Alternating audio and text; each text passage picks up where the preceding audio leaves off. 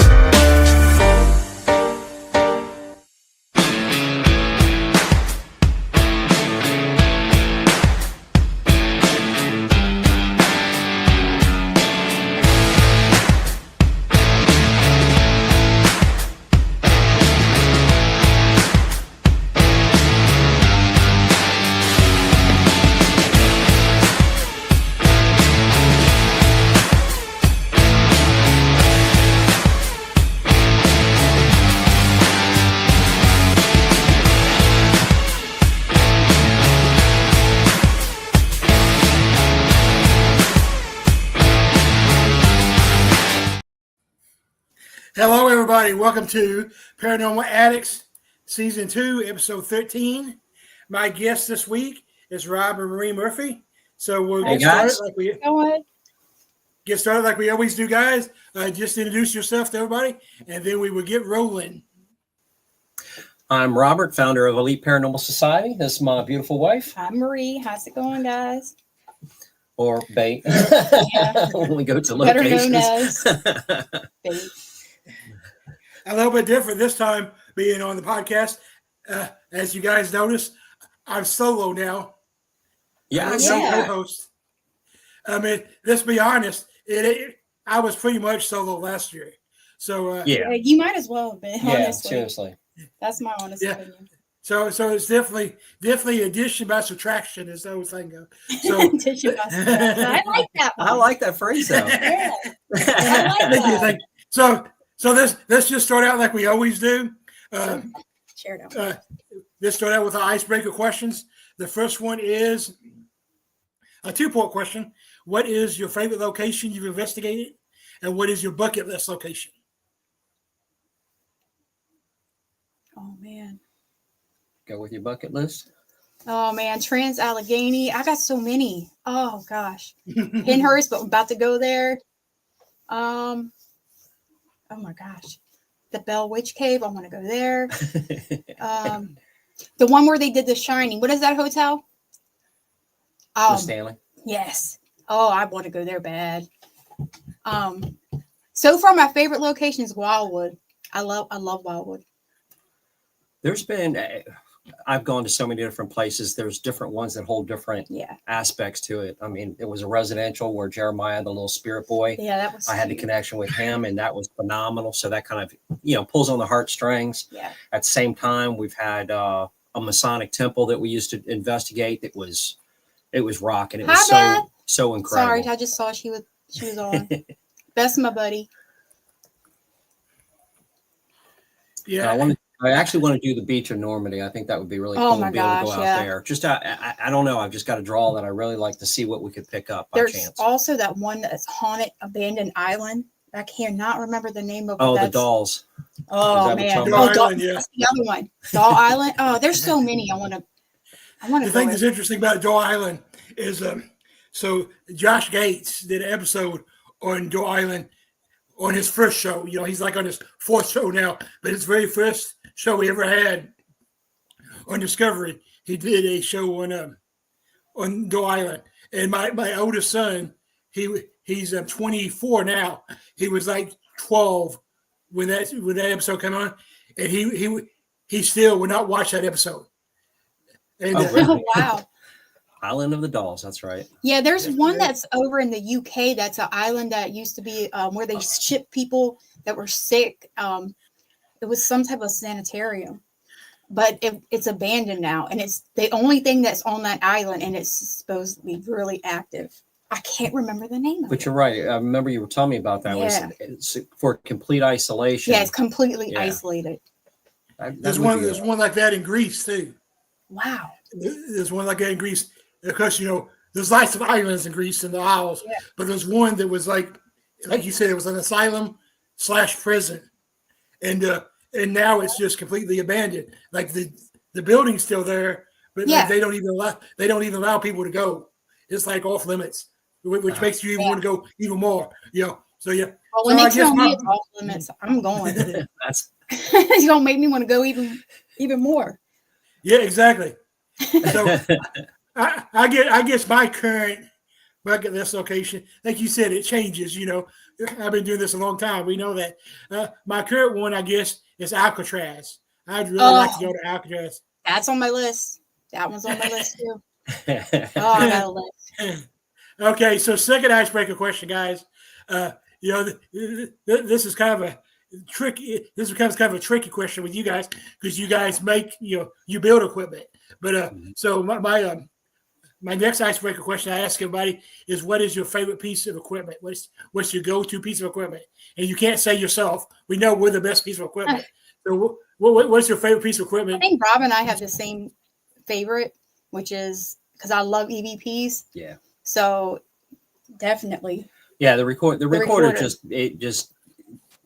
it doesn't matter what we build, regardless. It's just when you can capture a voice. I mean, it's one thing to have interaction, but when you can capture especially a voice, a nice, clear specific EVP. responses, Specific responses. Yes. I mean, don't get me wrong, residual is great too. I mean, a lot of people overlook you can capture with residual, but yeah, we like hearing the voices of those from the past. I think that's brings it home. I think an EVP out of any type of evidence is my favorite because, I mean, you can't explain it. I mean, some things can be manipulated as far as equipment, but a voice just be there. Yeah, you can't reproduce that.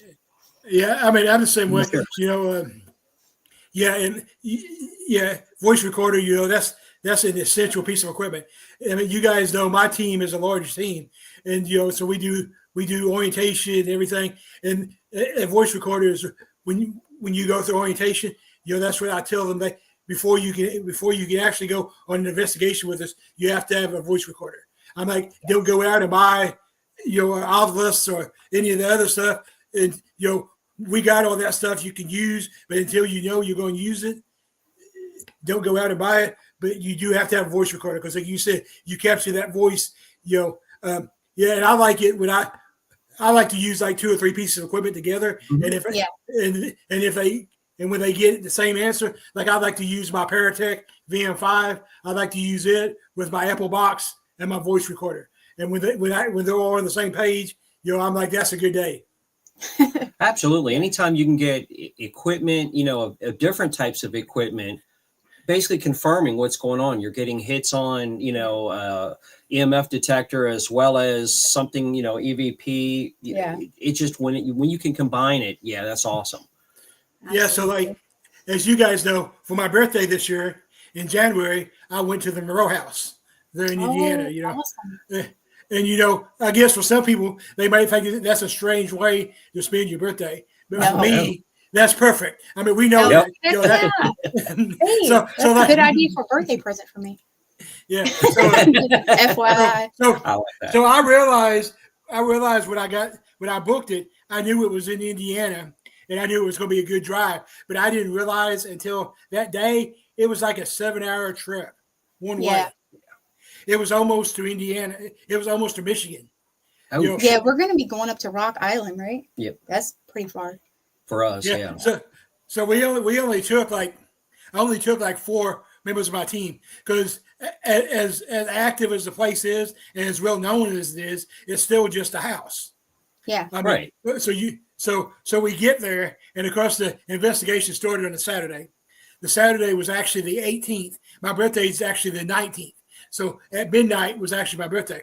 So we do all of our stuff, and then it became midnight. So at midnight we went down to the basement. The basement is supposed to be the most notorious place. That's where the malicious spirit is. Some people claim demonic. I'm not saying demonic. So that's where the malicious spirit supposedly is. So I go down there and I decide I'm going to do a solo for my birthday. There you go.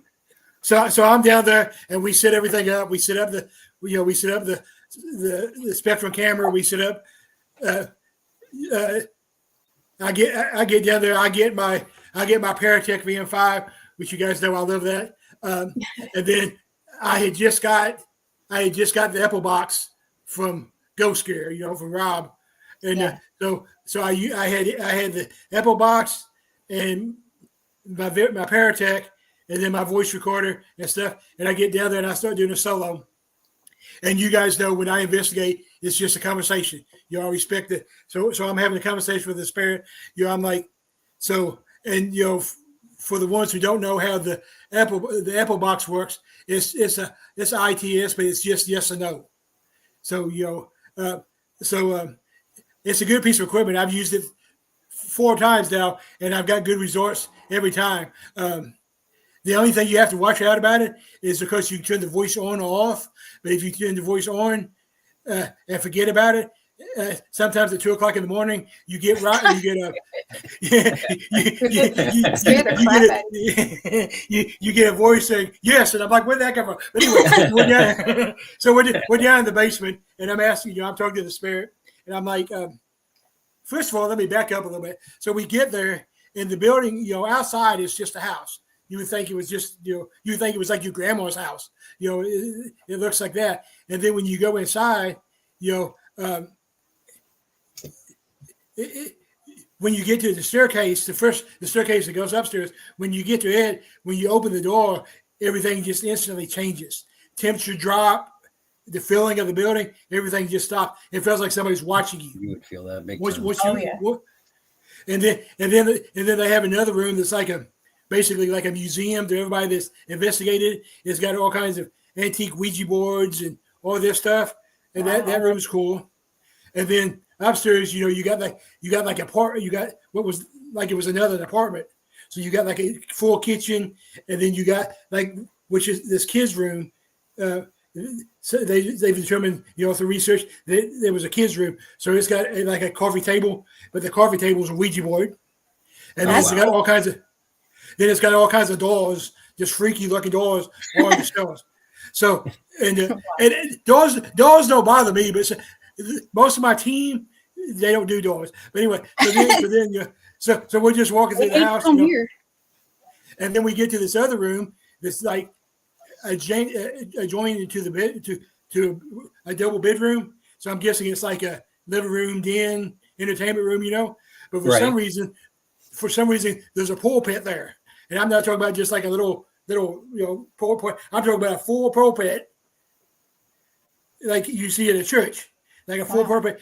I'm like, why is this in a house? But anyway, so all that's interesting. So like I said, at midnight we get down to the basement, and I'm doing a solo. So I'm talking to him, and I'm asking questions because what's interesting about the Monroe House is nobody really knows why there's activity. There's rumors that maybe it was built on an Indian burial ground. There's history that the first black Civil War officer, blah blah blah. So there's stuff they know, but they don't really know why there's activity there. And it's believed that there was deaths on the land and in the house, both. So anyway, so I'm asking questions, trying to find out because it's our job to let the spirits tell their story. That's why we do what we do. So I get down there and I'm like, did you die on the property? And it's in the Apple box said yes. I'm like, thank you. I'm like, did you die in the house? And the Apple box said yes. I'm like, okay. I was like, I appreciate that. I'm like, I'm glad we're communicating. I was like, I would like to know how you died. I'm like, I was like, can you tell me if you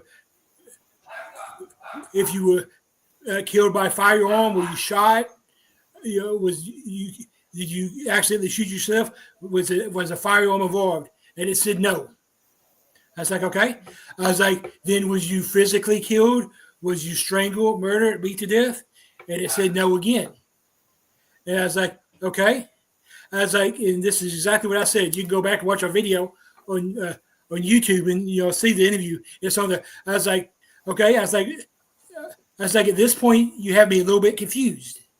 I'm like, you said you died here at the house. It said yes, but you wasn't killed by a weapon or physically killed. And Beth, possibly. It could. They have records that it may have been a hospital during the Civil War conflict, but it was so far up that it would have been more of like a training hospital for the Yankees. I'm from the South, so they're Yankees to me.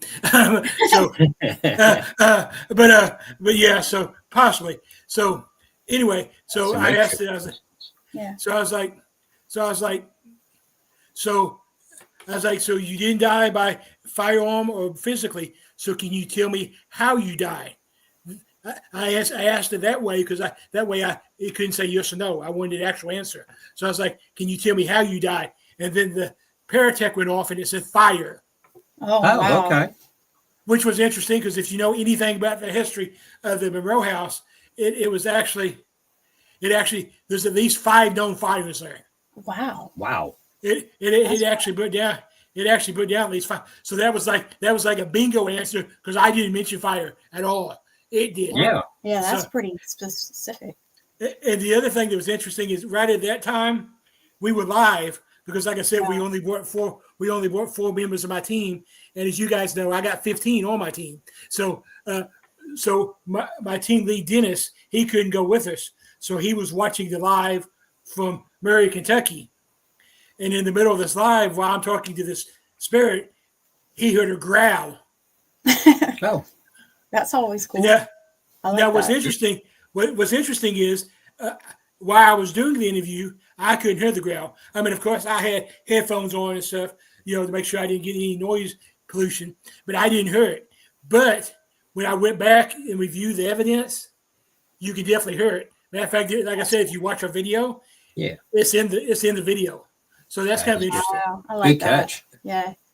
But I mean, that's why it's always handy having somebody watch, especially when you're live. The input they can give you, the feedback they can let you know about things. It's phenomenal.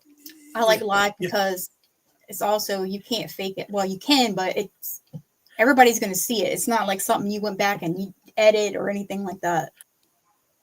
Exactly. And, and that's the thing, what's sad is we do have people out there that fake stuff because they want to be a celebrity, and that's not what it's about. You guys know that's not what I'm about. I know that's not what you're about. Right. The people that get into this field for that reason, they really need to just get out, to be honest. They're making it harder for the ones of us that are doing it for the right reasons. So let me go ahead and ask this question.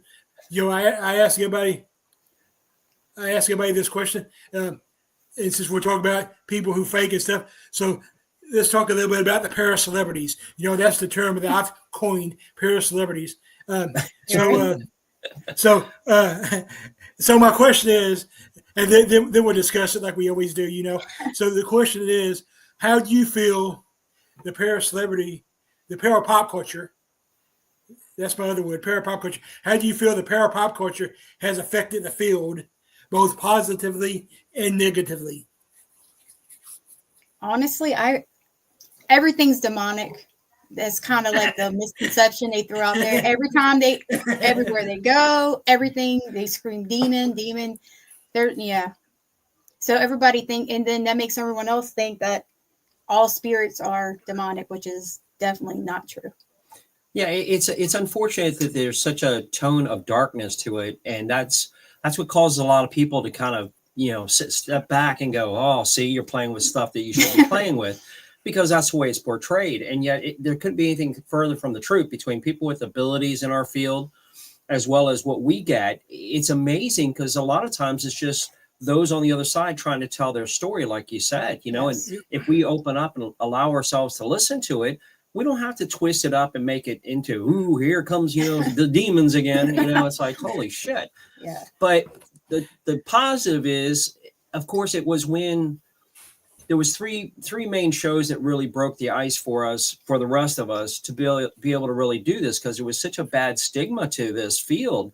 If you told somebody, they kind of look at you like your head was on backwards or something, or waiting for it to turn backwards.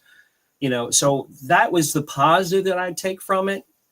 But you're absolutely right. The negativity is definitely one of the worst as far as everybody screaming things. And unfortunately, most shows definitely started out with a casting call of people that had no idea about the paranormal. Yeah. And they're learning as they go, don't get me wrong, but there's a lot of information being pushed out there because of that. They couldn't be farther from the truth, Yeah. So yeah, I mean, so to me, the positive aspect, there's two positive aspects. One is like a personal to me because as you guys know my story. We're friends. We're good friends. So coming from where I came from and growing up with my abilities and stuff, I used to get a whole lot of, oh, you must worship the devil, you're a tool of the devil, blah blah blah. So now, thanks to the shows, I still get some of that, but I also get some of the, oh, you mean like ghost hunters? That's cool. Let's talk. So that's a positive. And then the other positive is we do have people that's in the field now that are legitimate people that they got into it because of those shows. Now, like you said, the negative is all the people who claim demon. You guys know, I'll be the first one to tell you there are demonic hauntings, but you're talking about less than 1%.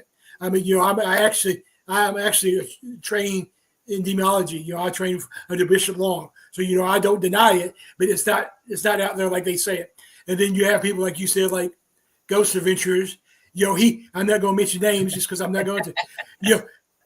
If you actually ever listen to him talk, he tells you he's an actor. He's an actor and a producer. That's what his background is. That's what he does. Now, Aaron is a little bit more of a researcher, but Zach gets all the camera say, and the provoking, that makes us look bad, right. And then you got these Sam and Cody people,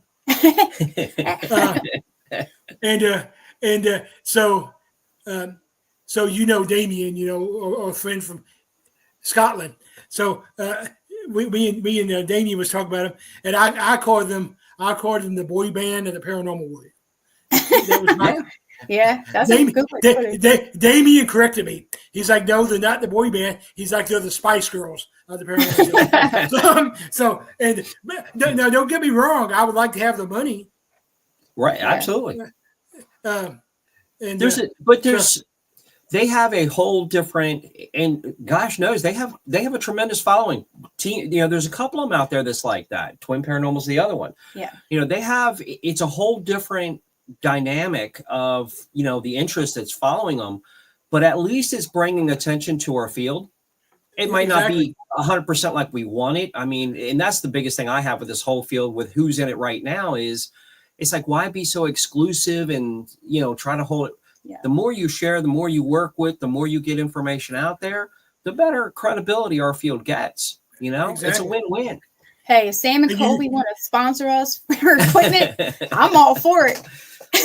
Well, what's interesting, and I personally, the only issue I got with Sam, well, let me backtrack. So Sarah was on the show last year, and Sarah made the point that as much as those people get on our nerves, and they're not even the worst ones. When you get into the YouTubers, that's when you get really bad. I mean, there's good YouTubers, like but so not the whole, but there's a lot of bad out there. So, but Sarah made the point that the people who tune into, like kind of like you just said, the people who tune into Sam and Kobe are not going to be the same people who tune into ours. Because they're not tuning in to see what it's really like. They're just tuning in to be entertained. So there's a place in the field for them, even as much as we hate it. There's a place for them.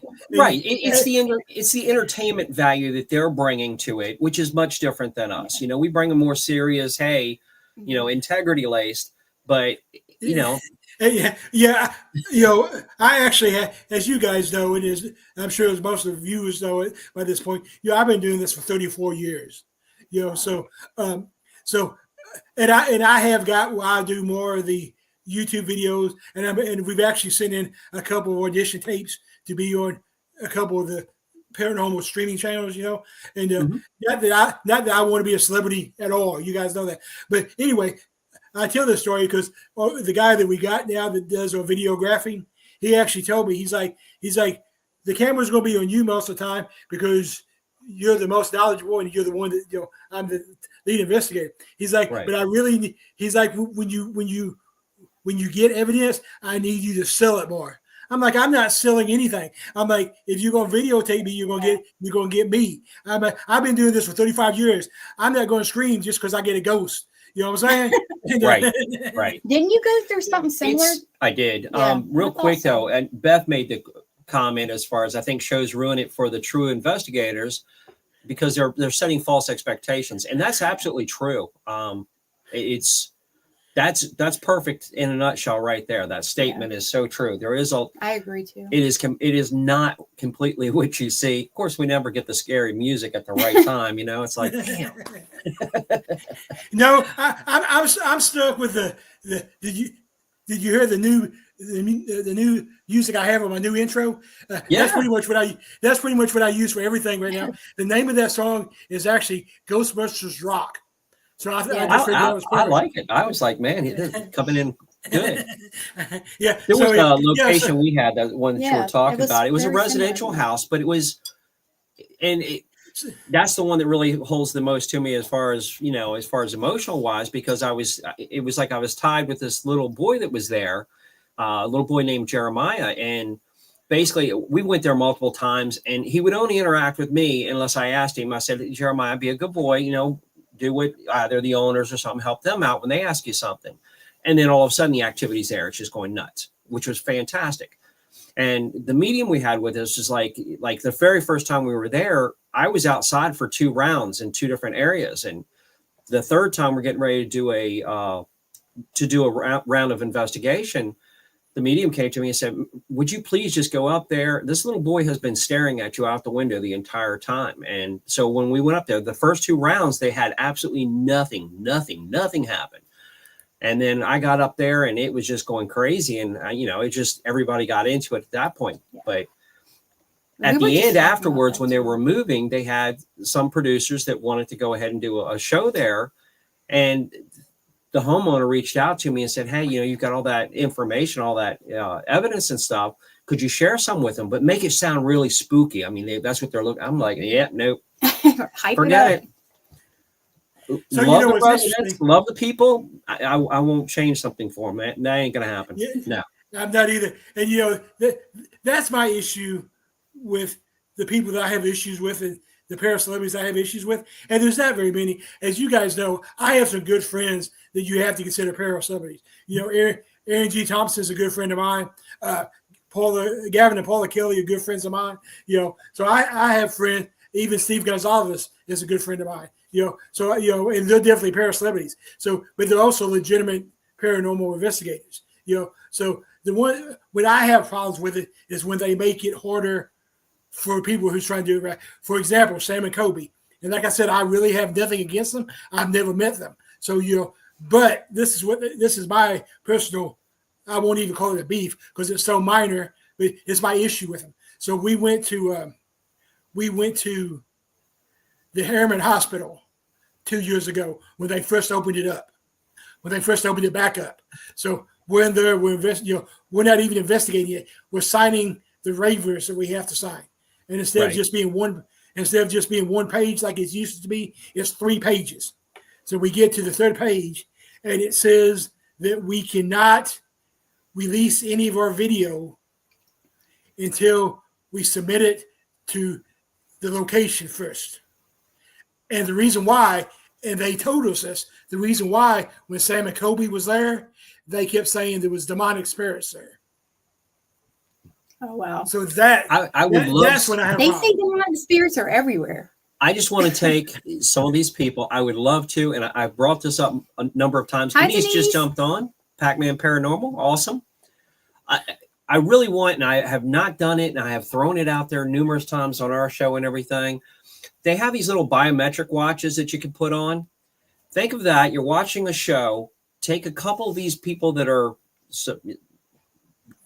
TV ghost hunters, whatever, and actually go ahead and put that on them. And you could actually see their blood pressure and heartbeat and whatnot.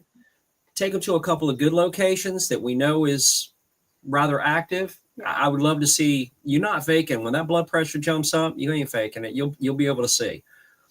It's just, unfortunately, again, too many people make it dark, but in some cases I would like to go ahead and put them in that situation so they can see for themselves. That's like the entertainment. They're on the entertainment side of it. So they got to do that. Jump it up.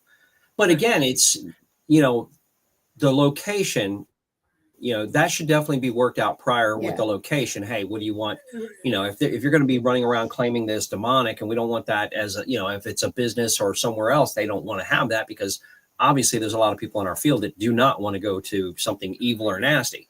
Hey. And then, it's like people don't want to take their kids because they're like, what are they going to get involved with? And I think when kids can open up, Mark's on, when kids can open up at a younger age and be guided correctly in safe locations, and have that experience, then they're more likely to look at things in a whole different perspective than most people in the field do now. But then again, you've got people that look at it the other way around. They want you to get on camera and say their location's demonic. Yes, they want more, know. Because if it's haunted, that's the whole thing. And again, that's where we were talking about TV, where that's pushed it to is, the more active, scarier location should have a draw. So I'm going to say this one final statement, and then we're going to move on from that and get to what we like to talk about and the real paranormal investigating. So what's interesting is, and I think I've shared this with you already,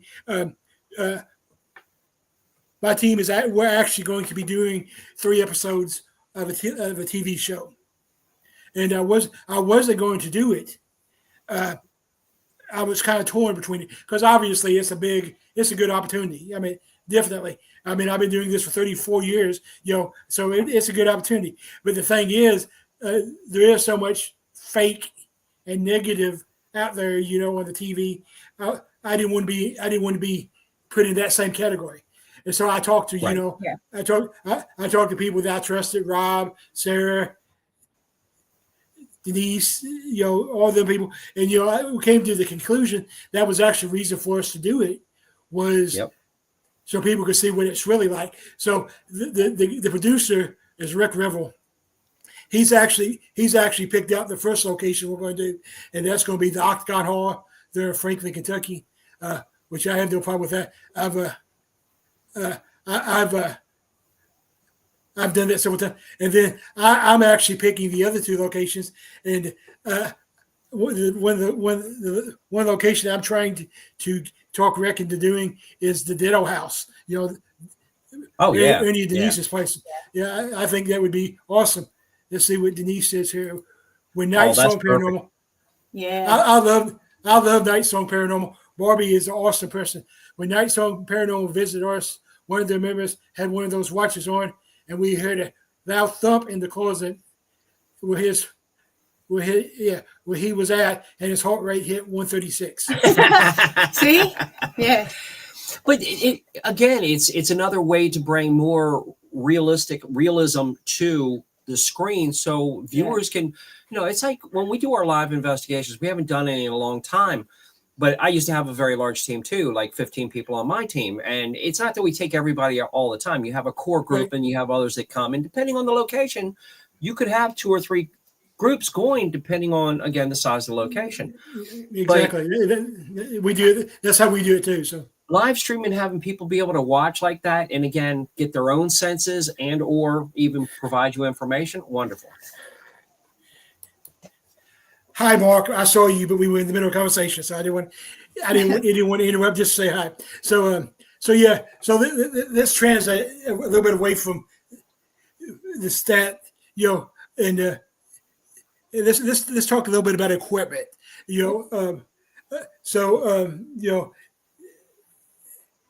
I think we all agree that we'll all say that we're the best piece of equipment, whether you have abilities or whether you're just a seasoned investigator, your instincts is the best piece of equipment. But let's just talk about there's so much different equipment out there right now, and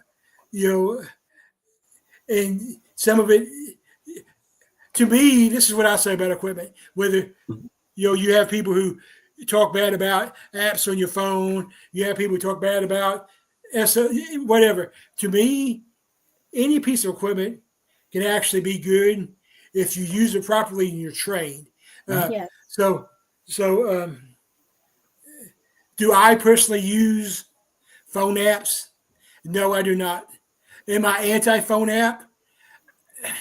No, because to me, to me, your phones nowadays are basically a mini computer. So if they're programmed right, that can be useful. Now, I'm not saying that I'm going to, obviously you cannot use an EMF meter on a phone. Is not reliable Right. at all. Right. I mean, that's a give me. Exactly, Denise. A voice recorder on your phone, it's very good. Yeah, Actually, it is. some of the voice recorders you can get on your phone are better than ones you can buy. So I personally would not trust an SLS on your phone. But I'm not a huge SLS person to begin with. Uh, I've had investigations where they were useful, but so we'll start with SLS since that's what Yep. this is. Yeah. So let me give my opinion on the Yep. SLS, and you can. I like that one, Denise, and the thing is about, and I always mispronounce it, but the Nucophonic app, it costs about, what does it cost? $12.99 a month. But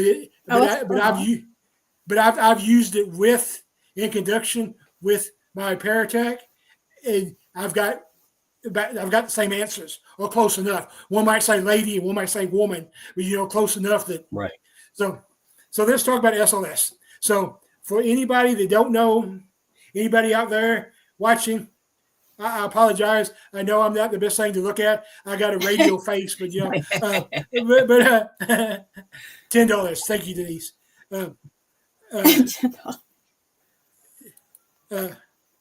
It was a one-time fee. Yes, I said monthly. I apologize. It was a one-time fee. I actually, when I bought it, we was at the Brooks Estate in East Prairie. We was with another team investigating, and he was using it, and I saw the results he was getting, and I was like, I'm going to try that. So yeah, it was a one-time thing. So SLS, for anybody that don't know out there, the SLS started out as a Kinect's video game camera, and the Kinect's video game system sucked.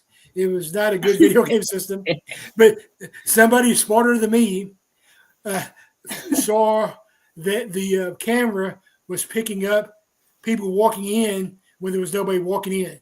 So again, somebody smarter than me was like, wow, we can use that in the paranormal field. So they made it into the SLS. So the SLS version 1 to me was a bust to me. And the reason I say that, it was too sensitive. It picked up anything. I seen it pick up a pile of clothes as a human shape. It must be the same one I used. Yeah. So because it's designed to pick up, mops, furniture, exactly. Lots of false positives. So yeah. So, and the other thing is, I didn't mean to take that off so fast. The other thing you have to think about is SLS is designed to pick up human shapes that we can't see. So by theory, this is all by theory. So by theory, that's a spirit. So on TV again, you see people walking around with the SLS, and it's designed to be stationary. So that's the one thing. That's one reason. There you go, Mark. I just said that. Thank you for having my back. So anyway, so now I got. So long story short, now I have the 1.5. I don't know why it's 1.5 and not 2, but anyway, it's the 1.5. It's halfway there. I don't know. Keep the expectations lower. There you go. So anyway, so they have taken out a lot of the false positives on it. There's like a 1.5 second delay to make sure it's actually picking up something and it's not just a mop. And so I like it better.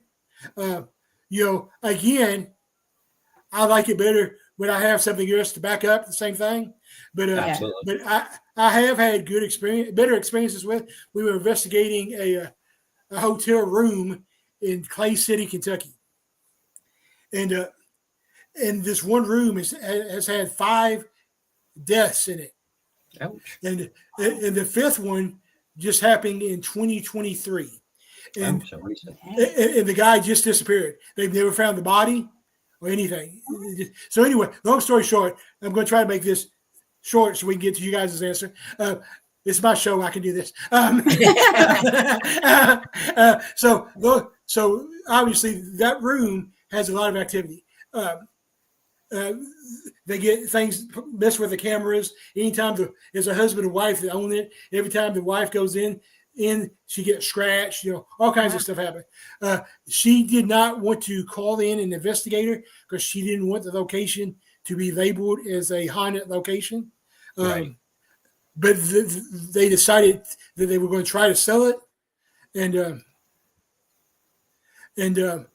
so when they decided to try to sell it, the wife decided it was okay to call somebody in. And for some reason, we got called in. There was closer teams, but we got called in, so we made the 6-hour trip.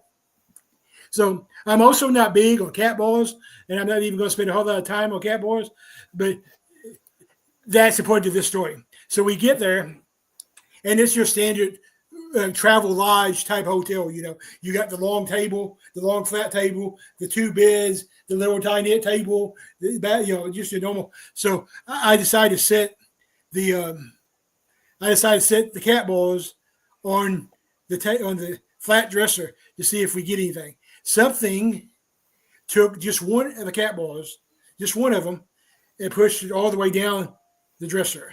Oh, that's cool. Just one of them. Like so we asked it if it could do it again, and it told us. At first it said I'll try, and then it said I can't. So we moved the cat balls to the little table, and we finished setting up the equipment. We set up the SLS, appointed it, aimed it at the table, stationary, and we asked it if you could push the ball. It still couldn't push the ball, but on the SLS, we captured what looked like 2 kid-sized stick figures, and you see the arms looking like they were trying to push the ball. That's neat. On each side, right? So I like that. So you can't dismiss that. And that what makes it even more credible is once we learned the history of the place prior to it being a hotel. So you have to remember, this is in the Appalachian Mountain area of Kentucky. And Gotcha. So prior to this being a hotel, back in the 1800s, early 1900s, when coal miners apparently didn't believe in birth control. So when they had too many kids, they sold them into slavery. Okay. And this was the depot where they sold them into slavery. Wow. So we ended up getting in touch with 5 kid spirits. Then we got 2 adult spirits. Was that a I heard voice a on kid. your side? I heard something like a little kid voice. It was like, ah. There was something. It almost sounded like 2 syllables on your side. I don't know. It was I think it was your side. Do you have a child around you at all? I do not. You just caught it live. I'll tell you that right now. So, as you guys know, with my ability, sometimes they continue to communicate with me. So it could have been them wanting me to know that they were still there. So anyway, so we come to find out we made contact with 5 kids. There was a lot more than that, but that was the 5 that chose to communicate with us. And then we came to communicate with another one. He was probably like 16 to 22, and back in those days, that's an adult, And right. He was probably on the spectrum, but back then you wasn't on the spectrum. Back then you was just retarded. Beth heard it. Beth, that makes sense because that's who it was. Mostly boys that we were communicating with. So but anyway, this I hate using the word retarded, but that's what they would have called him at the time. But the special need guy, we ended up finding his name was John, and he was trying to protect these kids. He was like their protector. So he was there, and we had good communication with him. Then we got in contact with a guy whose name was apparently Stephen, and he was the slave trader, and he was a militia spirit. And like anytime we made him mad, he showed himself through the SLS on the wall, and it was just a regular hotel wall, just white. And if I asked him a question that made him mad or he didn't like, he would, like a 6-foot figure would just show up. Right. And so anyway, that's pretty cool. That's my positive. That's the one time that I used SLS that it was actually good. So what's your guys' take on SLS? Or you real quick, just hey to Damien, he's on now. Hi, Danny just showed up. Hi, Danny. So yes, Damien. SLS. Dana, I 100%. Did I miss I anybody? absolutely agree about the SLS. Unfortunately, it's got too many false positives. I haven't used the newer version, but the previous version, 1.5, not 2, 1.5. I haven't used 1.5.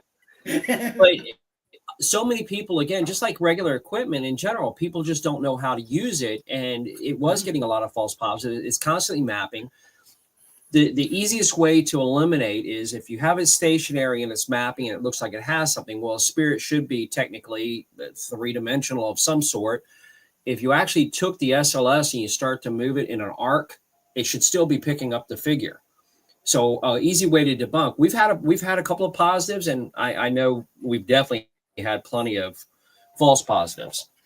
But people just automatically assume because they got this little figure up on their shoulder, it looks like a stick figure doing whatever, they automatically assume it's a spirit. And 99% of the time, stick like spirit. I don't know what it stands for, but that to me, my head makes sense. I have one on my app, and honestly, I got so many false positives. I don't know about the newer ones, but the one I have is probably older, and it'll pick up. I'm looking at the lamp, and then you see a figure, stick figure right there. No. Yeah. My worst, my most negative, and I don't want to drill on negativity, but so we had we were at the Metropolitan in Paducah. You guys know I've been there like 12 times. It was the African American. I will be politically correct this time. It was the African American hotel back during segregation, and so we were training this new member there, and she was, for some reason, and I still haven't figured out why, but my trainer decided to let her use SLS. It was her first ever investigation, and so and while we were investigating, she just keeps sending me these things. First of all, don't send me stuff during the investigation unless it's like something that, like maybe a demonic, what I need to come check it out right then. But if it's just a regular catch, we'll say it on the review. So she's sending me this while I'm investigating, which is driving me nuts, as you guys know. And second of all, what she keeps sending me is the post at the end of the staircase. Yeah. The threshold, that's what it's called. The threshold, that's what she kept sending me. The SLS was picking up the threshold. And so when I did the review, when I did the video review, she's like, why didn't you share any of my stuff? I'm like, because it was not evidence. I'm like, So anyway, rookie mistake. So let's talk a little bit about ITC, specifically like the Ovilus, Paratech, Polterscript, any of those three. Anybody that knows me, can you fit SLS to drone? I don't know. I've never tried. I do use a drone in investigations, but I've never tried to use the SLS with a drone. So I don't. No, that's a pretty cool idea, though. I like the idea. I just, as bulky as the SLS is, I don't really know that you're going to be able to. And maybe somebody can wizard that down. Somebody's smarter than me. Yeah. Somebody's smarter than me. Yeah. That's out of my league, that's for damn sure. So I'm not a big Ovilus fan. And I know that probably offends some people because you have people who you say ovulus and the nipples get hard. I mean, they just love that piece of equipment. Sorry guys, I'm not PG. You guys know that. Ready? But to me, there's a couple or three things. To me, there's an issue with ovulus. First of all, it's a voice bank. It's a word bank. That's all it is. It's a word bank. Second of all, it's $700 to $800. That's a big problem. Yeah, I don't like it already. I didn't spend that much on my first car, guys. My first car was my first car was a 1986 Ford Tempo, and I did pay a little bit more than that, but I paid $950 for it. So I definitely ain't gonna pay $800 for a piece of equipment. And the other thing is, I've just never experienced anybody that really got good results with it. So I've never got good results. So moving on, I love the theory and the technology behind RTC. So the second one I ever tried was the Periscript. And it worked a little bit better, but it depends on what setting you had it on. There's different. You can change on the Periscript. You can change the sensitivity and all this stuff. So if you change the sensitivity so much, it just starts running off words like it. Yeah. Like the Micro Machine Guy. You remember the Micro Machine Guy from the 90s? If you have it on a low sensitivity, that's what it does. Just random words. So anyway, so then you have the Paratech VM5, which is what I got. Which unfortunately they don't even make anymore. It was limited production. They only made like 500. I bought mine actually secondhand. When you bought it, so on all of these, price is an issue. The Periscript runs about $500. The Paratech, when it was in production, ran about $400. Now, if you can find one, they go for like $600 to $700 because they do work so good. The negative part with the Paratech is it sucks battery life. It's a rechargeable battery. 2 hours you're recharging this thing. Wow, that's short time. But I mean, I just take a porta charger, like a cell phone porta charger, and plug it in there, and it works. So, but the thing is, I've got very good results from it. As you guys know, whenever I introduce a piece of equipment, I test it for 6 investigations before I add it to my toolkit. So I've always got. The trifecta. Oh, we will be there, Denise. Hold down. Wait, it's not time yet. I got to start packing my bag already. We got Pinhurst first, though. I don't know. I want to, but I don't know. So let me answer these questions. Then we'll get back to. So for the people who don't know, because I don't share a lot about Kent really, public, I do in the host chat group and stuff. But I've been going through some trials, if that's the term you want to use, in my personal life. It's been like a financial burden for me. My wife got in a wreck and totaled my second vehicle. So I had just got back to 2 vehicles, and now I'm back down to 1. She broke her wrist in 2 places, so she's not been able to work. So it's really hurt me as far as being able to do my stuff. To be honest, at this point, I may even have to cancel on going to Smoky Mountain Terror, which I don't want to, because you know how big of an honor that is. And I know if I cancel this year, they won't let me come back. But right now that's just where I am right now. I've even had to cancel an investigation, because I didn't have the money, so.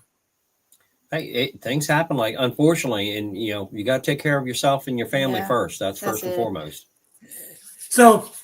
So for the people out there, the pair of celebrities who do this because you think you're going to make money, I want to know when I'm going to start making money, because I lose money anyway. Well, you're not going to until you start calling everything demonic, and hyping it up.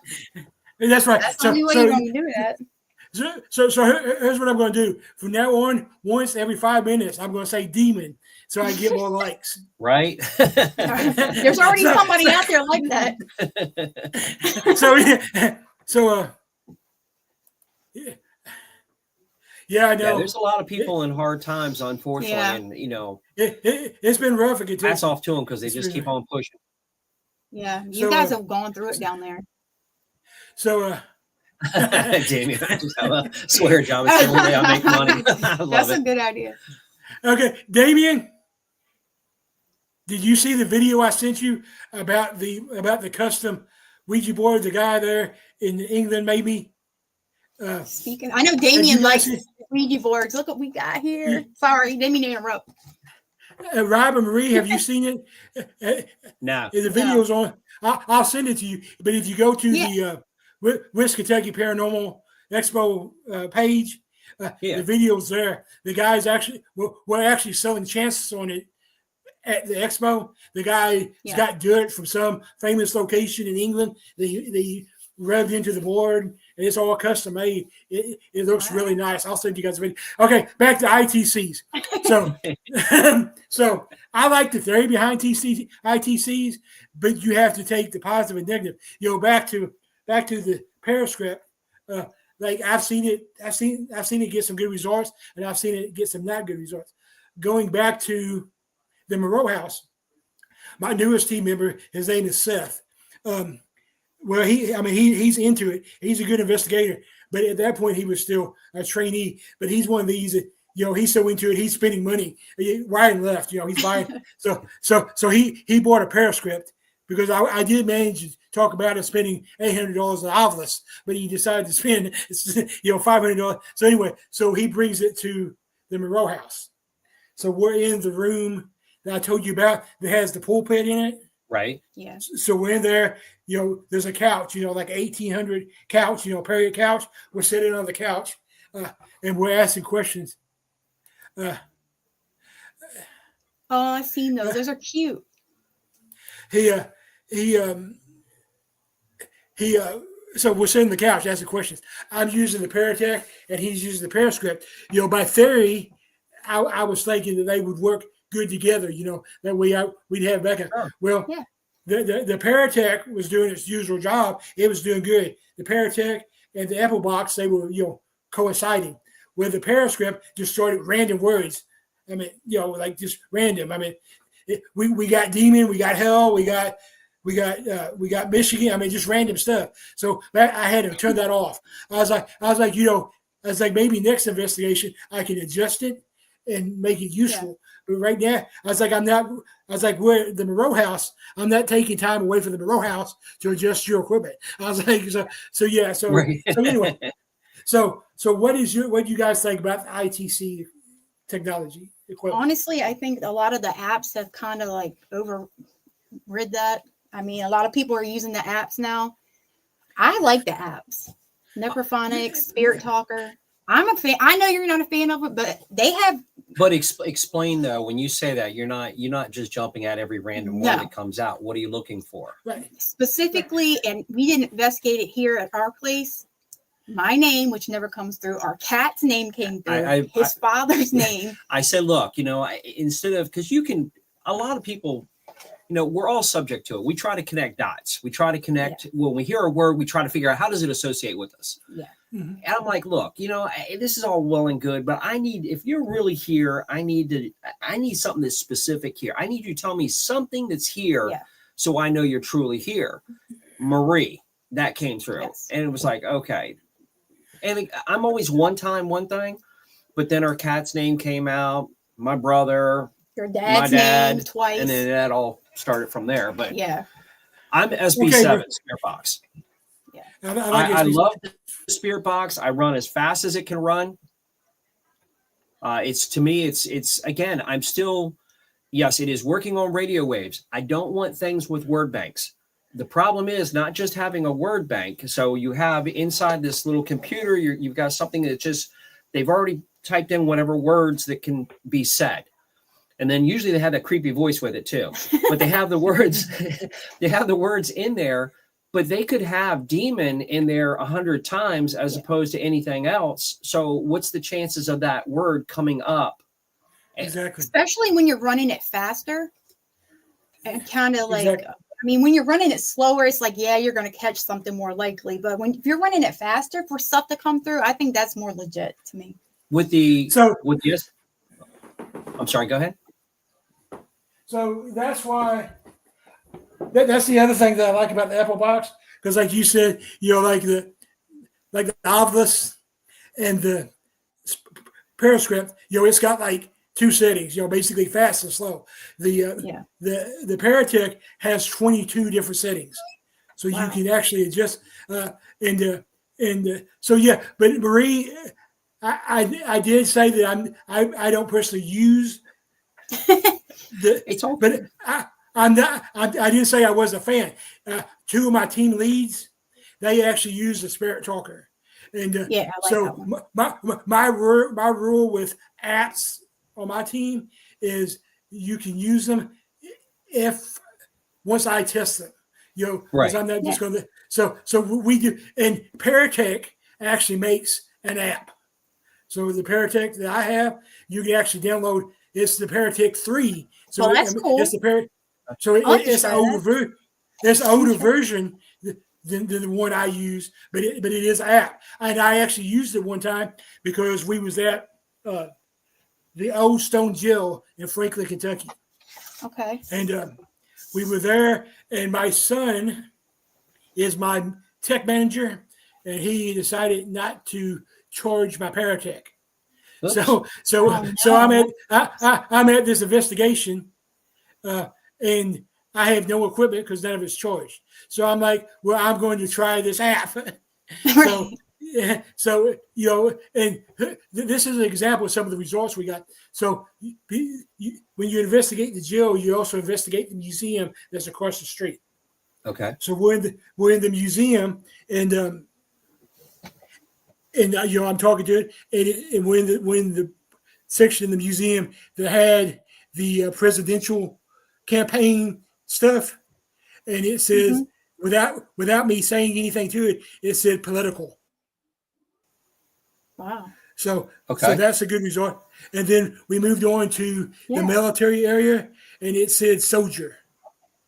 So you can't dismiss those results. So for me, I'm always, I love to have a skeptic, especially when we're doing it live, because then people can see.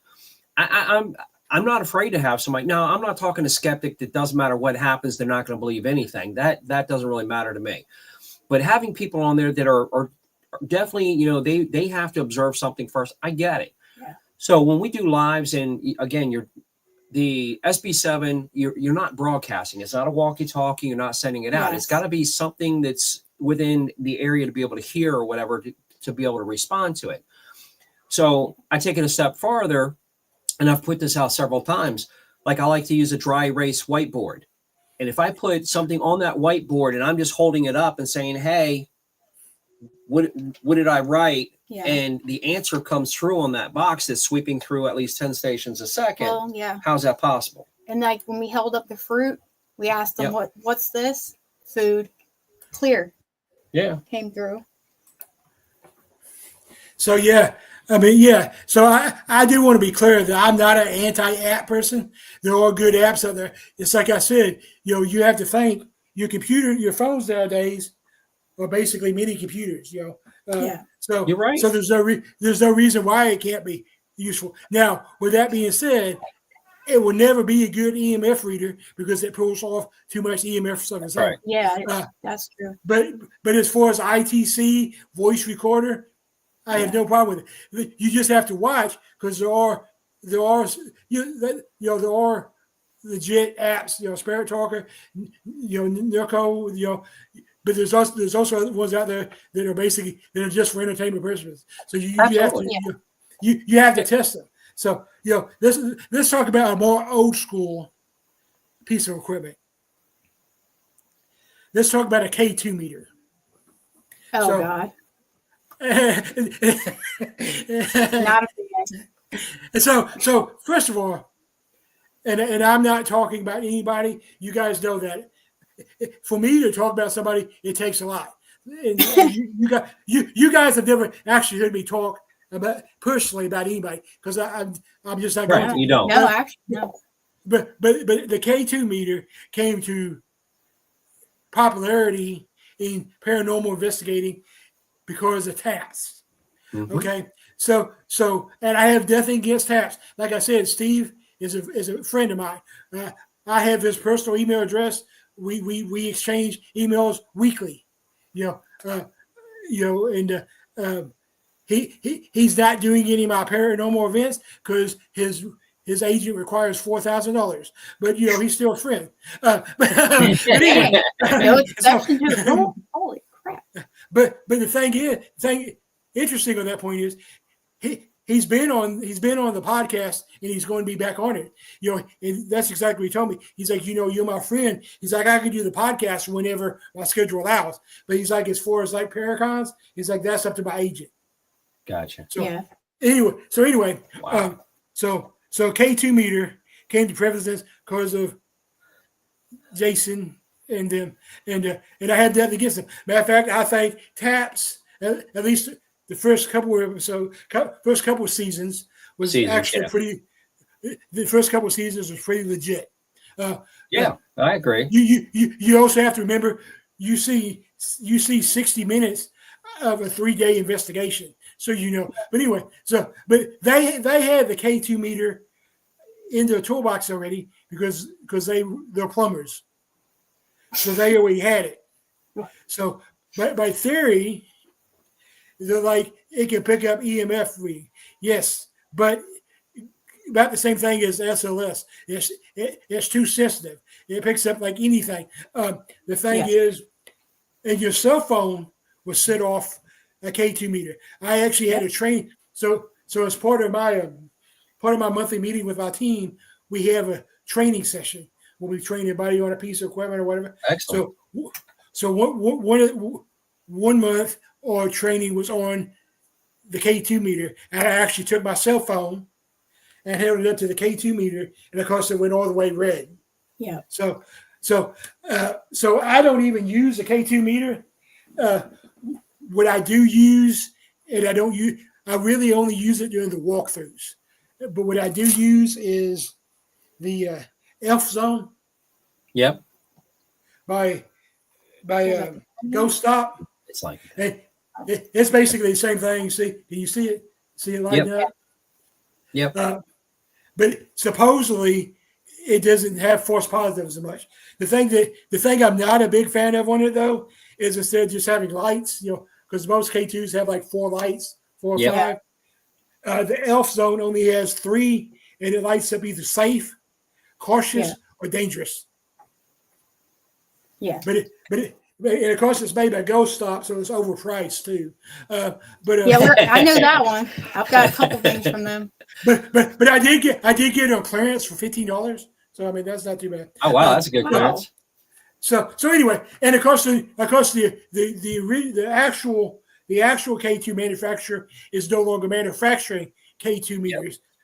You can still buy them on Amazon and stuff, but they're shit. But anyway, so what's your guys' take on a K2 meter? Look, the K2 and the REM pod both became very popular because they were on the shows. Are they outdated? Quite honestly, I bought a K2. I've bought a REM pod before. I bought both of them when I first got in. It was out there. It was like, okay, this is something we can use. Then when you actually take the time and get educated with it, it's like, okay, the K2 has it's definitely used more often than it's used right by more people out there than any other piece of equipment that's out there. Sorry, it is. I'm not saying everything has its use. Every piece of electronic equipment out there, including your phone, can be manipulated by the other side. Everything. So just because it works one time correctly doesn't mean it's going to be a go-to tool type thing. We've taken no different than the REM pod, and again, we build equipment. So we move over to trigger objects also. We want something that we can use to try to bring their attention to it on top of it to see if we can set them off. But I don't blame anybody for having a K2. Like I said, so many people has one in their somewhere in their house that they have bought. I take a millimeter. I'm very big about going around, seeing if there's any, electric field somewhere, electromagnetic field. I want to check it out first. People don't even sweep anymore. They just don't. It's got kind of gone by the wayside. And that's the key, is a sweep.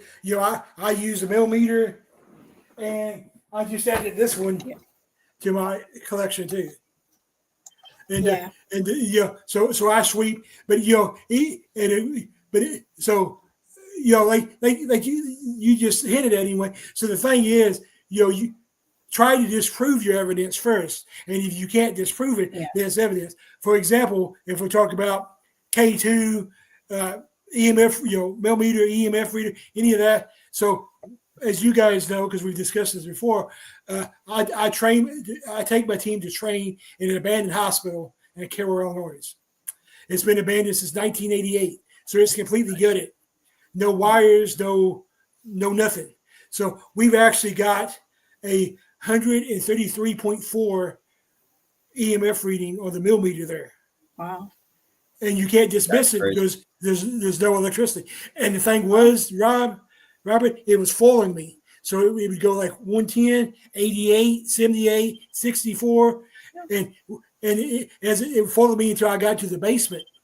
And the basement. Right. I'm not setting it off, are you? The basement at the time was flooded, but the basement is where they had the morgue and all that stuff. And so when we got to the basement, I asked it, were you trying to trap me in the basement? And it said yes. See, that's again, you want something that's going to go ahead and give it. It's like asking a name. That one you were asking a yes or no question, and you got a yes right back.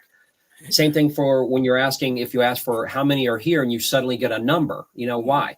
My biggest concern, even though, again, we make equipment. We love making equipment.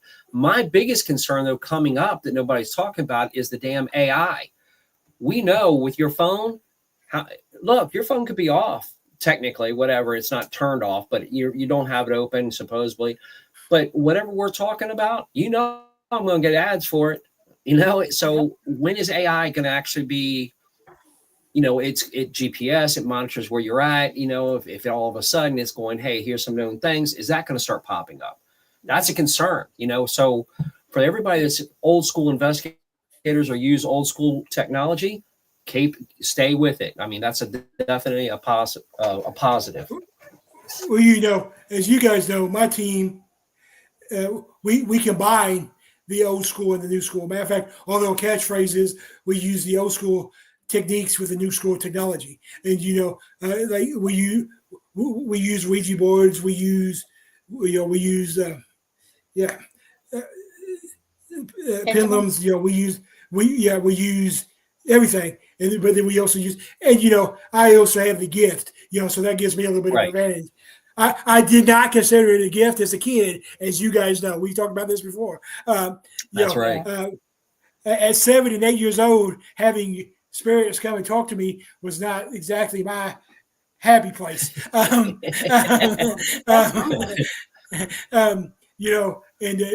growing up here, where like I said, not only in the Bible Belt, but the heart of the Bible Belt, it was frowned upon. Looking at it now, we've determined that I probably got my gift because my great grandma, was a Cherokee medicine woman, and of course she had the abilities because they do.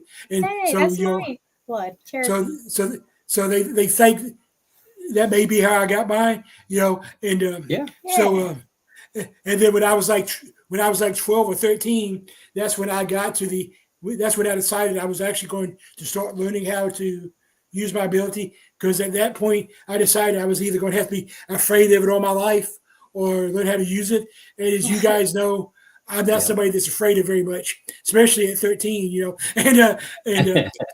so I didn't really have anybody to look up to or help me learn how to. So what I did is I started checking out every library book I could. I checked out all the books by the Warrens. I checked out any book I could on parapsychology. And what's funny is me and my best friend at the time, Tracy. I say at the time, he's my best friend until he passed away. He died in a car wreck the year after we graduated high school. But we actually got called down to the principal's office for checking out these books. I don't know what they thought. It's like they was put us on the FBI watch list or something. And so yeah. So the thing is I had one of the members of the Warren, the Warren Museum. I can't remember if it was Dan or one of the other ones, but I think it was Dan. He said the most important thing, if you're going to continue to be a paranormal researcher, investigator, ghost hunter, whatever term you want to use. I'm not big on the ghost hunter term, but if that's the one you want to use, that's fine. I'm not going to knock you out.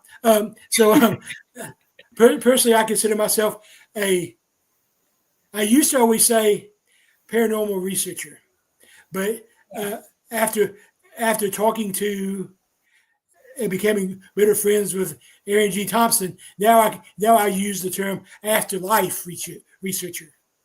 So I like that. And after, for about the last year now, I also consider myself an expert in the field, thanks to my good friend over there on the other screen. Good. There you go. Good. I'm glad.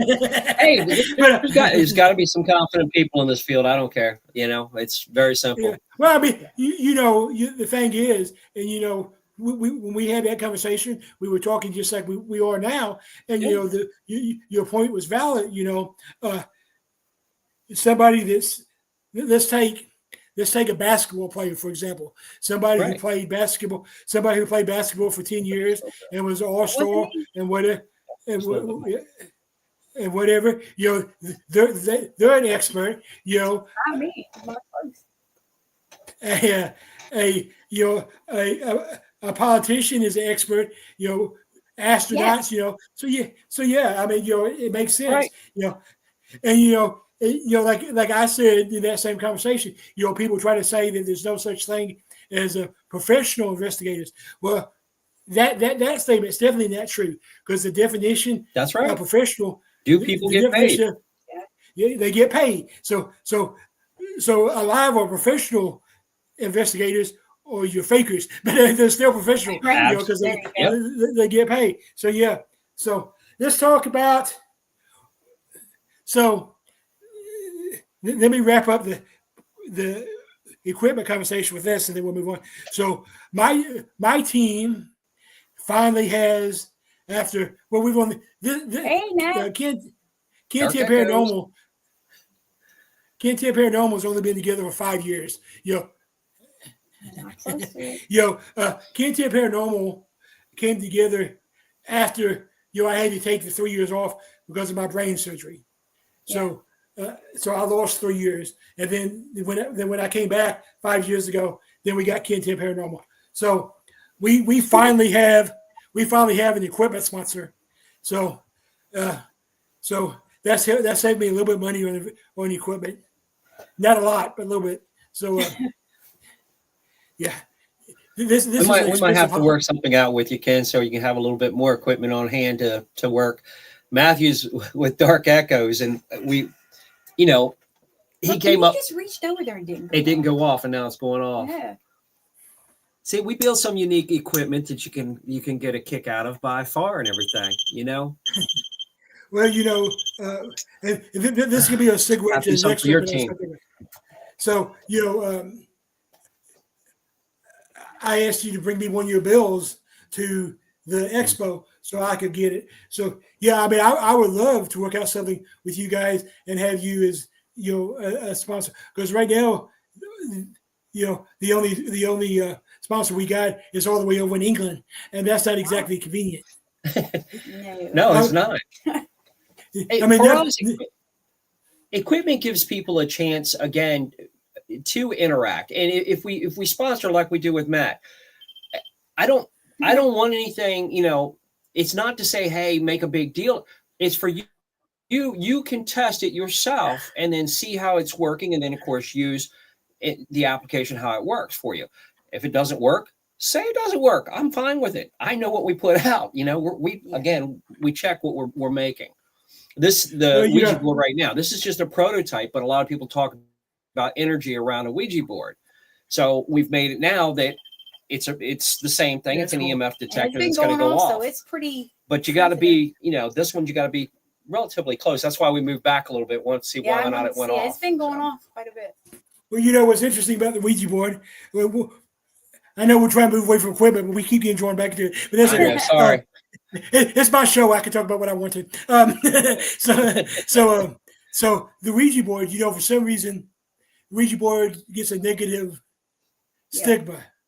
Our friend Damien, I hope he's still with us. Damien is a Ouija board person.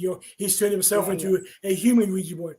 So my opinion on the Ouija board has always been, it's just another piece of equipment. If you use it right and you're trained to use it and you use it properly, it can be a useful piece of equipment. If you don't, yes, it can open up portals, but that could be said about anything. Yeah, anything can. So I agree. I differ on with the Ouija boards because I treat locations. Now that you've been with me, we treat locations. And I know talking to other people that actually do treat locations or deal with the very negative side of things, because it's out there. We know it is. You know it is. The most common is that. And it doesn't mean that it was played with this past week. They don't wear watches on the other side. You know what I mean? But exactly. It's so often that most of our cases, and I've talked to some of the people that are associated with Warrens and some others that do a lot of that. And of course, there they are. And to your point, I know people that know how to use them. They use them fine. They've never had an issue. Wonderful. I'm not against that. I just know it's a common facet that some reason it seems to have an issue to it. My daughter used one. So she I don't, and I think they opened something up. So I'm not going to mess with one. So here's my Ouija board story. I've only shared on my podcast one other time, and it was with Damien. I shared it with Damien, of course, because he's the Ouija board guy. So my first experience with a Ouija board, I was this was back when I was 13, 14 again, So I'm a Christian. I'm not judging anybody else, but to me, my abilities and my talent is given to me by God, and He wants me to use it.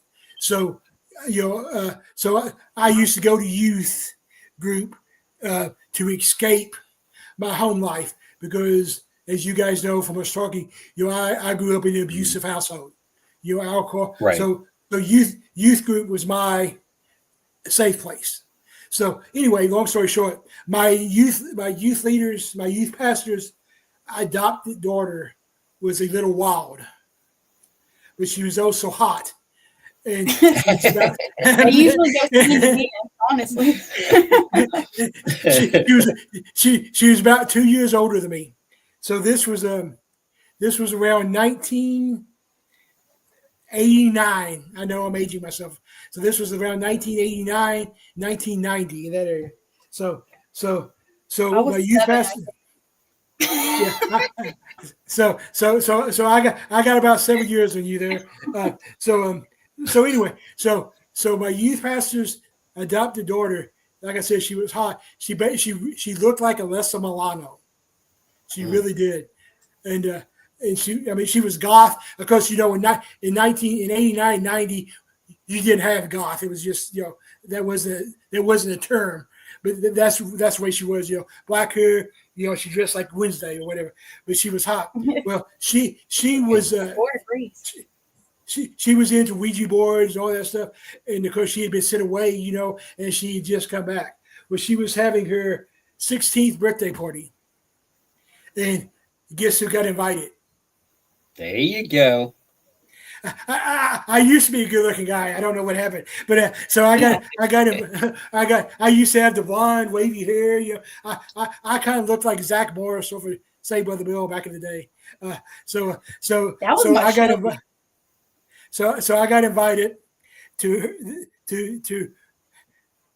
Sabrina's 16th birthday party. And there's no way I was going to say no. Well, they had this birthday party at the Executive Inn, which was the biggest hotel in Paducah at the time. And I was actually the only boy at the party. It was me and 6 females who were all into Ouija boards and all this stuff. So that's how I first got introduced to the Ouija board. And of course, with my energy, I was able to use it. Yeah, right. See why? So the Ouija board I was good with. One of the things that she did that was really freaky to me, we played this game. I use the word game loosely. It was a ritual, I guess, more than anything. But it was like you basically go into a trance and you communicate. It was called 13 staircases and 13 doors. And it was really freaky. Like I actually saw like dead people like coming at me. Wow. With my abilities, those kind of games probably ain't good for me, especially at 14. You didn't stop and go, okay, I'm the only guy here. Now it's starting to click. Why? Something about sacrifice or something. I don't know. Did I mention she was hot? That's how most guys get in trouble, right?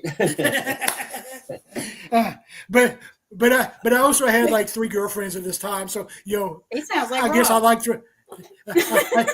So anybody that knows anything about Paducah, at that time Paducah had like 2 high schools. So I went to Heath because I had my girlfriend at Heath. I had a girlfriend at Tillman, and I had a girlfriend at Ballard County, and I had a girlfriend at Marshall County. So yeah. So anyway, so that's how I got introduced to the Ouija board. So now, now that I know what I know, I've seen Ouija boards both be good and bad. We were doing a residential investigation, which, as you guys know, I don't go into a lot of details about residential because when it comes to residential, we're there to help the family. We're not there to get likes or whatever. But anyway, we was at this place and it already had activity. Well, come to find out, they had a foster kid that had been with them, and the foster kid had decided to start playing with the Ouija board.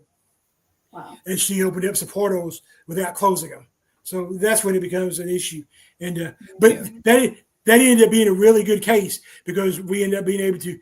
What ended up happening is there was a teenage boy that was stuck there that had crossed over, and we were able to help him cross over. So and as you know, and I explain this every chance I get because this is another one of those misconceptions. Spirits can cross over whenever they want to. We don't cross them over. We can help show them the light. We can help show them but they actually cross over themselves. Yeah, right. But anyway, long story short, without giving away too much information, because like I said, it was a residential case. But this was one of the coolest ones I've ever seen. This was before I had the Paratech and everything. I just had the spirit box, So we would communicate with it, and come to find out, his name ended up being Johnny, and the family was worried that he was it was a demonic spirit, a malicious spirit, and we told him that, and his exact words was he was not malicious but mischievous. He was a teenage boy. A kid, So what comes? But anyway, so we have to cross over. He told us he drowned with his mom and his stepdad, which was specific because he said stepdad, So he told us that he didn't cross over because his mom and his stepdad crossed over, but he didn't because he was afraid of the light. Wow. Yeah. So we asked him if he wanted to be with his mom and his stepdad, and he said yes. So we had to cross over. So anyway, after the investigation, we looked up everything to see if we could verify the facts, and we ended up finding a newspaper article from 1923 that had the name he gave us, Johnny, and that he drowned with his mom and his stepdad. Oh wow! See, and in the newspaper, there you go. And that's a big win because, as you guys know, in 1923 they didn't usually use the word to stepdad in the newspaper. It was just dad. Stepdad wasn't. And come to find out, they had drowned. It was a flood, and they had drowned inside the business. It had busted the windows, and they drowned.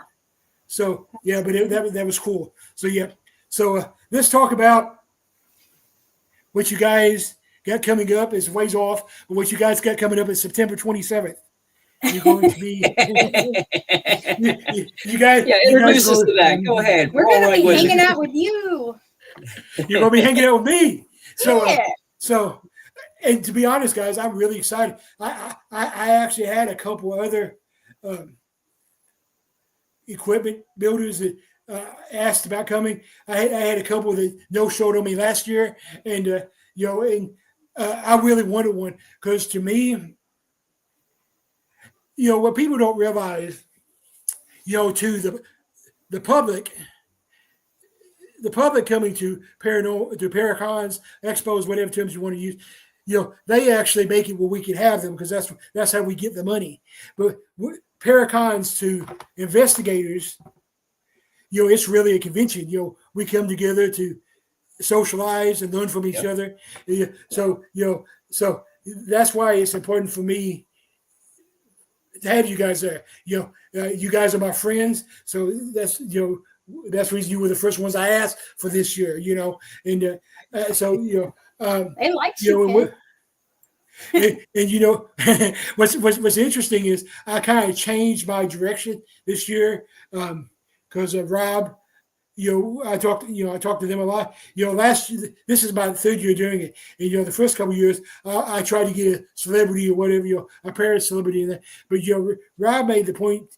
Nobody really gives a shit about the celebrities anymore because it's always the same ones every time. You can only listen to them so many times. So this year, this year I did.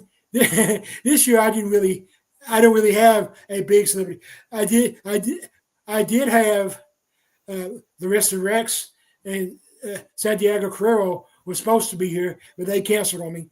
So this year I decided that I was going to worry more about bringing people that I knew would be able to tell a good, be able to educate us and So I got I got Josh Morris, from Paraflex. He's going to be there. Yeah, I mean, I guess he's a celebrity. But what's interesting about him, he found me. I didn't find him. I already had everybody booked. I was done, and as you guys know, with my Kiori, I don't sleep very much. So I'm up at 3 or 4 o'clock in the morning a lot. So one morning I was up at 2:30, and I get this random message from Josh, and he's like, Kent, I want to be part of your expo. I'm like, well, that's great, but I was like, I'm already booked. I'm like, but I was like, just for shits and giggles, can you tell me what your appearance fee is? I was like, we might be able to do next year, And he's like, no, kid. He's like, you don't understand. He's like, I want to be part of your expo. He's like, I'm not charging you an appearance fee. He's like, I want to come to the expo to help help spread the awareness about it. Yeah. So I couldn't turn that down. No. Right. So I added Josh, and then I got Jimmy Wicker from Outlaw Paranormal. He's going to be there. And then I got Rich Newman, which Rich he's an author. That's how I first got introduced to him, because there's 3 of his books in my library. Honestly, I had never heard of him about this. He's been my guest on the podcast. What's interesting is he's from Memphis, Tennessee, which is only 2 hours from me. So you would think, and he is a pretty big celebrity. He's got several shows, but all of his shows are in Japan. Wow. So he's like a big. Well, anyway, he's going to be there, and then and then Rebecca DeMarcos, who's part of the Haunted Mafia, she's going to be there. Cool. And then let's see. And then Michael and Marty Perry, they're mediums. They're going to be there, and they're also going to do a medium experience where you can actually experience with them. Of Yeah. course, that's an extra fee that's not included with a $10 ticket. But I mean, and then Sabrina Marie is going to be there, Oh, the and same then one? Pat. The same Sabrina? Yeah, and then and then Pat Fitzhugh, from the Bill Witch, he's going to be there, and Oh, then Jack Brewer Somebody's happy from about that. wow. Jack Brewer from Memphis Ghost Hunters is going to be there. So this year, besides Josh and I guess Jimmy, the rest of them, I try to stay local. Memphis, Nashville, this area. So Damn, we're and moving around and it's not going on. Well, that's what I'm And, kind of curious about. I want to see if this other one goes off. Sorry. We're Just trying to figure- experimenting while we're. Oh, something's so setting. Look at that. so you guys are going to be there, and Yes, Yeah, we we're are. gonna be there. and you're bringing equipment. We're gonna definitely bring plenty. I was trying to get farther off. People will be able to buy your equipment there, and Yeah. and The nice part is when they come to to one of these paracons or anything, they get to actually hear how to see it, feel it, move it, do what it, Yeah. rather than just looking online all the time. It's kind of nice when they come to a show, and that's why we get a lot of regular investigators. They want what other ideas are out there, and then they see it and they're like, oh yeah, we'll try this. I think it's great for everybody. and when you guys are there and we can sit down face to face, we'll talk about working out a sponsorship. That'd be the thing for us to do face to face. So Yeah, because Oh. and you'll be able to meet more of the team there. Because most of my team will be there. You get to meet my 2 team leads, and that'd be great. And then, of course, guys, I'm just going to put you a warning. If I end up having a no-show, I will replace the no-show with a panel, and at least one of you will have to be on the panel with me. That's gonna be Rob, not me. But Anyway, you know how it is. but obviously, like I say, I definitely put things out, man. I just say what comes, what we've learned in the field. I ain't afraid to say it. Exactly. There's just information needs to be out there. Exactly. And but you know how it is, guys. These events like this, you always have somebody cancel. Spherical. Last year I had 2 people cancel the day of the event. That sucks, Ouch. man. That's crazy. How about leave you high and dry? That's terrible. Hey, Well, we can always talk plenty. Trust me, it never runs out. Wow. I mean, one I completely understand. I don't know if you guys know JB Coates, but she's a good friend of mine. She's an author and investigator. Her husband just it's been about 6 months ago now. He passed away of cancer, but he had just been diagnosed with terminal cancer. And it was like one of those fast ones. He was diagnosed, and like 3 months later he was going. And so he was in the hospital. And she's like, I can't leave him. I was like, no, you can't leave him. I was like, and if you try to, we're sending you back. I was like, so yeah. But Are you guys seeing anyway, it's moving. Yep, I see it. It likes you. So that's good. I like it too. so let's talk a little bit about. We've talked about it all in bits and pieces, but this actually making it a subject. Let's talk about what's your guys' investigation style? You consider yourself an old school, scientific, hybrid? Just what is your guys' investigation technique or style? It would definitely be hybrid on both accounts. Between old school, obviously, the newer technology. I myself I'm really slow about jumping on to other newer type of equipment that comes out unless I know how it works. I mean, we got one of these bells. Now we make the spirit bell. There's the one that's called what is the other one? Dead bell. The dead bell. And we've seen it in action. And one time, the one time it was in action, I ended up buying one because of it, because it was really crazy how it worked at this point. Doesn't mean, again, it happens every time, because it hasn't so far. But I like trying to figure out how, without taking it apart, I want to see what is the general public, how is it going to work for them, type of thing. And again, what's going to affect it, so it's kind of slow. The things I will adopt to faster are the old school. It's like Paranormal Inc. You know, they took two number 2 pencils out in the open, just put them on top of each other where you can definitely see them basically in a table that's really thin. There's nothing around it. Everybody's moved away. And it blew. I'm an observer, you know. Yeah. You know how it goes. We actually watch caught a it lot. on video. I got it. They had there. It's definitely on video, but it's the reason why. Like I'm bringing that up. I mean, there was a fan going, so I'm kind of watching. People get up and move around. I'm trying to see if the pencils move in one direction, multiple directions, whatever. But then when a friend turns around and says, "Well, Rob's been watching. If you would, or my friend Rob, you know, can you go ahead and point to him?" And that pencil says, "It sure is not." I mean, it went straight. Okay, that's him. one time. You know, got my attention, but okay, one time, whatever. Nobody's moving. You know, I'm trying to figure out. Eventually, I move into the circle where everybody's at, and again, they're at least 8 feet away from it. Yeah. And I sat down, and it's about 15 minutes later, and he said, "Well, my friend Rob just moved again. Can you show me where?" Yeah. I'm like, okay, now that's. I caught the whole thing on video. Old school can absolutely work. You know, things can happen, and we love it by far. We have a routine like to have. You know, most people don't miss the whole point. Acclimation to start with. You know, we get there, we get to whatever location. I like to kind of set the precedence and say, hey, look, this is why we're here. We don't mean any disrespect. We just want to communicate. You know, trying to make sure they understand what we're doing. Yeah. Very often we'll actually sit down.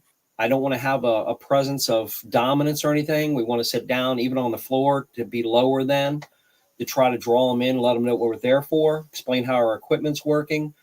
But take about 5 minutes minimum to acclimate, and then tag your recorder for what you're hearing going on. I mean, to me, that's the basics, starting. Yeah. And then we start asking the EVP questions, trying to see, because obviously we love that. Yeah, I do. Time try to get them engaged with the disembodied. Like I like a disembodied whistle. When a whistle comes out of nowhere that repeats what you're whistling, that'll blow your mind. It's great. And then take out some equipment. Yeah. You know, we do use the flashlights. I love the SB7. Yeah, I mean, I'm the same way. You know, we discussed that earlier. So yeah, I mean, you know, so like when Ken goes and investigates anything, if it's residential, you know, it's a little bit different. So if we're doing a residential, the way residential works is it starts out with a phone call, of course. So the phone call I handle personally. Because I don't really want to trust it to, you know, a team member, even one of our team leads. You know, if it's somebody needing help, I want to be the one to do that. So I do a phone interview, and I actually have a form that I go by. That form asks, you know, questions, and some of the questions on there are questions that might offend people, but there's stuff, you know, you have to know before you investigate. Like, you know, I'm going to ask them what the. Yeah, somebody said it. Let's see, who was it? Somebody said it was responding to me. Yeah. Yep. It is. Yeah. It was. I told Yes, you. it is. So yeah. So, you know, I'll ask what the religious beliefs are. I'll ask them if anybody in the house has practiced witchcraft or anything. You know, so at the end of the interview, if I think that they're legit and I think that there might be activity, and I think we can help them, I set up a in-person interview. And when we do the in-person interview, it's actually a combination of interview and mini investigation. So we go there, and I bring 3 people with me. So you got me, my 2 team leads, and one other person. So me and Jill, we conduct the interview.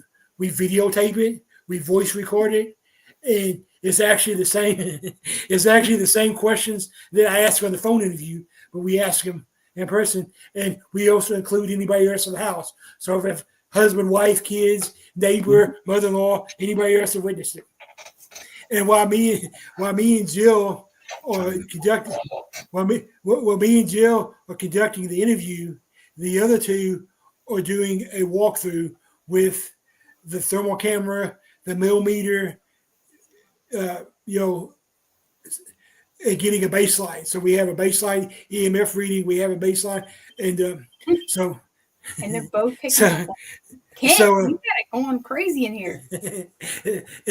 so, and so, and at the end of that, if we think we can help them, we go ahead and set up the interview.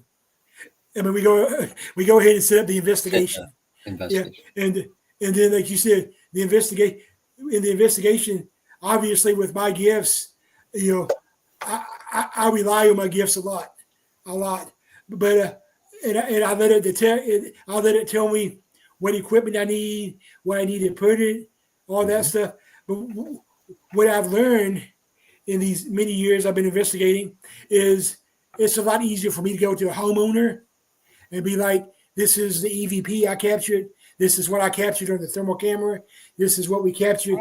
It's a lot easier for me to go to the homeowner with the hard evidence than it is to be like, well, this is what the spirit told me. If I have that EVP or I have that photograph, it's just easier to go to the homeowner with that. You're freezing me. That's what you're doing. Well, No. for that, because you have the know. abilities, and I do miss having a good medium on my team, because she would get stuff even before we go to a location, or if she does a walkthrough, I would have her go ahead and just text it even if I'm standing next to her, she could text it, because if you get it before you go to there and then, or during, and then you capture something that matches it, it's already date and time stamped. I can give that, like if it's information I got before I go to a location, I can give that to the resident, to the person, the homeowner, and say, hey, this is what the mediums are, the person with abilities already picked up on, and they know what they've already told me, basically. But then if we get something through the walkthrough or during, and then you can confirm it with equipment or anything, now that gives validation to somebody like yourself, which is great for you yourself. It is. It is. So, for example, the location that I told you I just went to yesterday, the Magnolia House in Mayfield. So the owner, she's already a believer. I mean, that's why they called us in there. She's like, so she was talking to us, giving us the rundown and everything. And because, so since we was just doing a walkthrough, I only had 4 pieces of equipment. I had my spare box, I had my thermal camera, I had my Apple box, and I had the Paratech. That's all I took with me. So I'm explaining to the lady how everything works and stuff, and she's like, I know you. She's like, I know you got you have gifts. So she's like, do me a favor. She's like, before you set up any of your equipment, she's like, just walk through the house and tell me what you feel. And so I would walk into one room and like a temperature would drop or whatever, and I would tell her what I was feeling. And like the spirits, they were communicating with me right off. Sometimes they hesitate, but these ones wasn't. They were telling me what they wanted me to know right then, and I was relaying it to her, and she was like, it was matching the history of everything. So it was like, yeah. So that was very cool. Yeah. So yeah, like you said, it's good when you have the double. So for one of the best video captures I ever got, we was at the Octagon Hall in Franklin, Kentucky, which is one of the most haunted locations in the South. But the history of Octagon Hall, it was a field hospital during the Civil War for both sides. The Yankees had it for a little while, the Rebels had it for, but it was mostly a rebel thing. But anyway, so but there's a lot of bad luck that happened. My legs are crazy. So anyway, we were down in the basement, and we were doing an EVP session in the room that they had turned into like the family library or whatever. But like I said, we was doing an EVP session, but something told me, my senses just told me to look up. So I looked up into the hallway, and in front of the staircase, I saw what looked like an apparition pacing back and forth in front of the staircase.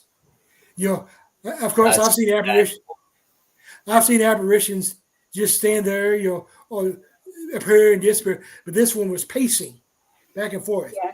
And so, me being me, I leave the EVP session, and I wanted to buff this or prove it. Right. So I'm trying to look at lights from the highway. Of course, you're miles from the highway. You know what I'm saying? And I'm looking at anything I could see to debunk this, and I couldn't debunk it. So that piece of video is still in my evidence Certainly. video. So yeah, so that was a good capture. So let's let's do a speed round real fast. We got about Yep. 10 minutes, and I need to be off. But I like to do two different speed rounds. We'll try to get through both of them, but we'll definitely get through one of them. One of these days, they're just going to kick me out of the program because I take too long. I keep telling them they need to move me off Fridays to an earlier time. I was like, I can't do this hour thing. It just doesn't work for me. But anyway, so speed round. The first one we're going to do is we're going to talk about different kinds of activity. As you guys know, and I'm sure the viewers have figured out by now, I don't like to use the term haunted because it has Right. a negative. It has a negative. Yep. That's the term all the YouTubers and everybody uses. All the people who like to demon. They like to say it's haunted. So to me, I use the term active. To me, it's active because most of the time, as you guys know, sure. Yeah, Most of the time, please, Beth. Most of the time, as you guys know, the spirits they're not malicious. They're just there. So anyway, so we'll talk about the different kinds of spirits, and you guys give your take on if you've had experience with them. Just what's your take on that kind of activity? So let's start with a residual. What's your guys' experience with a residual haunting? Have plenty of residual by all means. Again, residuals everywhere.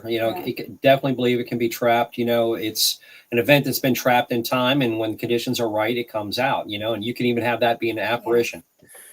Yeah, I had that in one of my old places I used to live, where a guy would walk past every night, hear his keys jingling. Yep. Footsteps are one of the most common that people report, hearing footsteps going up at a particular time of night. Yep. Usually, in the evening time, they hear the boots going up. Yep.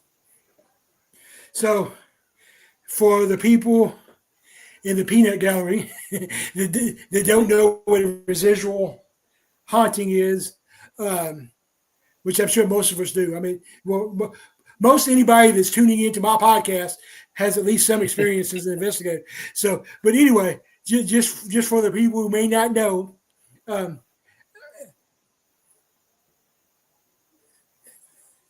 residual haunting is like a glitch in the matrix. I had blue shirt.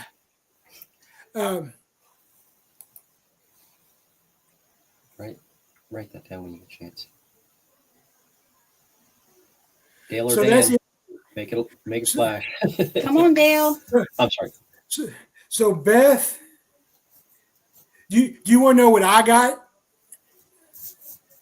I didn't share mine because I want to see what Beth got. So I got medium build, dark brown to black hair. Male or female? I got a male. I got a lumberjack shirt. She said plaid. I got lumberjack. Okay. And I got Doug. I didn't get Dill. I got Doug. I was thinking if there's somebody in here with us with a D name, if your name starts with a D, letter D, can you light up one of these? Let us know. That would be super cool, so we can call you by your name. I'm sorry. Go ahead. we just want to talk to you. That's cool. But anyway, so residual haunting is a glitch in the matrix, like a videotape going over and over again. So my best experience with a residual spirit, whatever entity, going back to the Metropolitan that we talked about earlier, there was the African American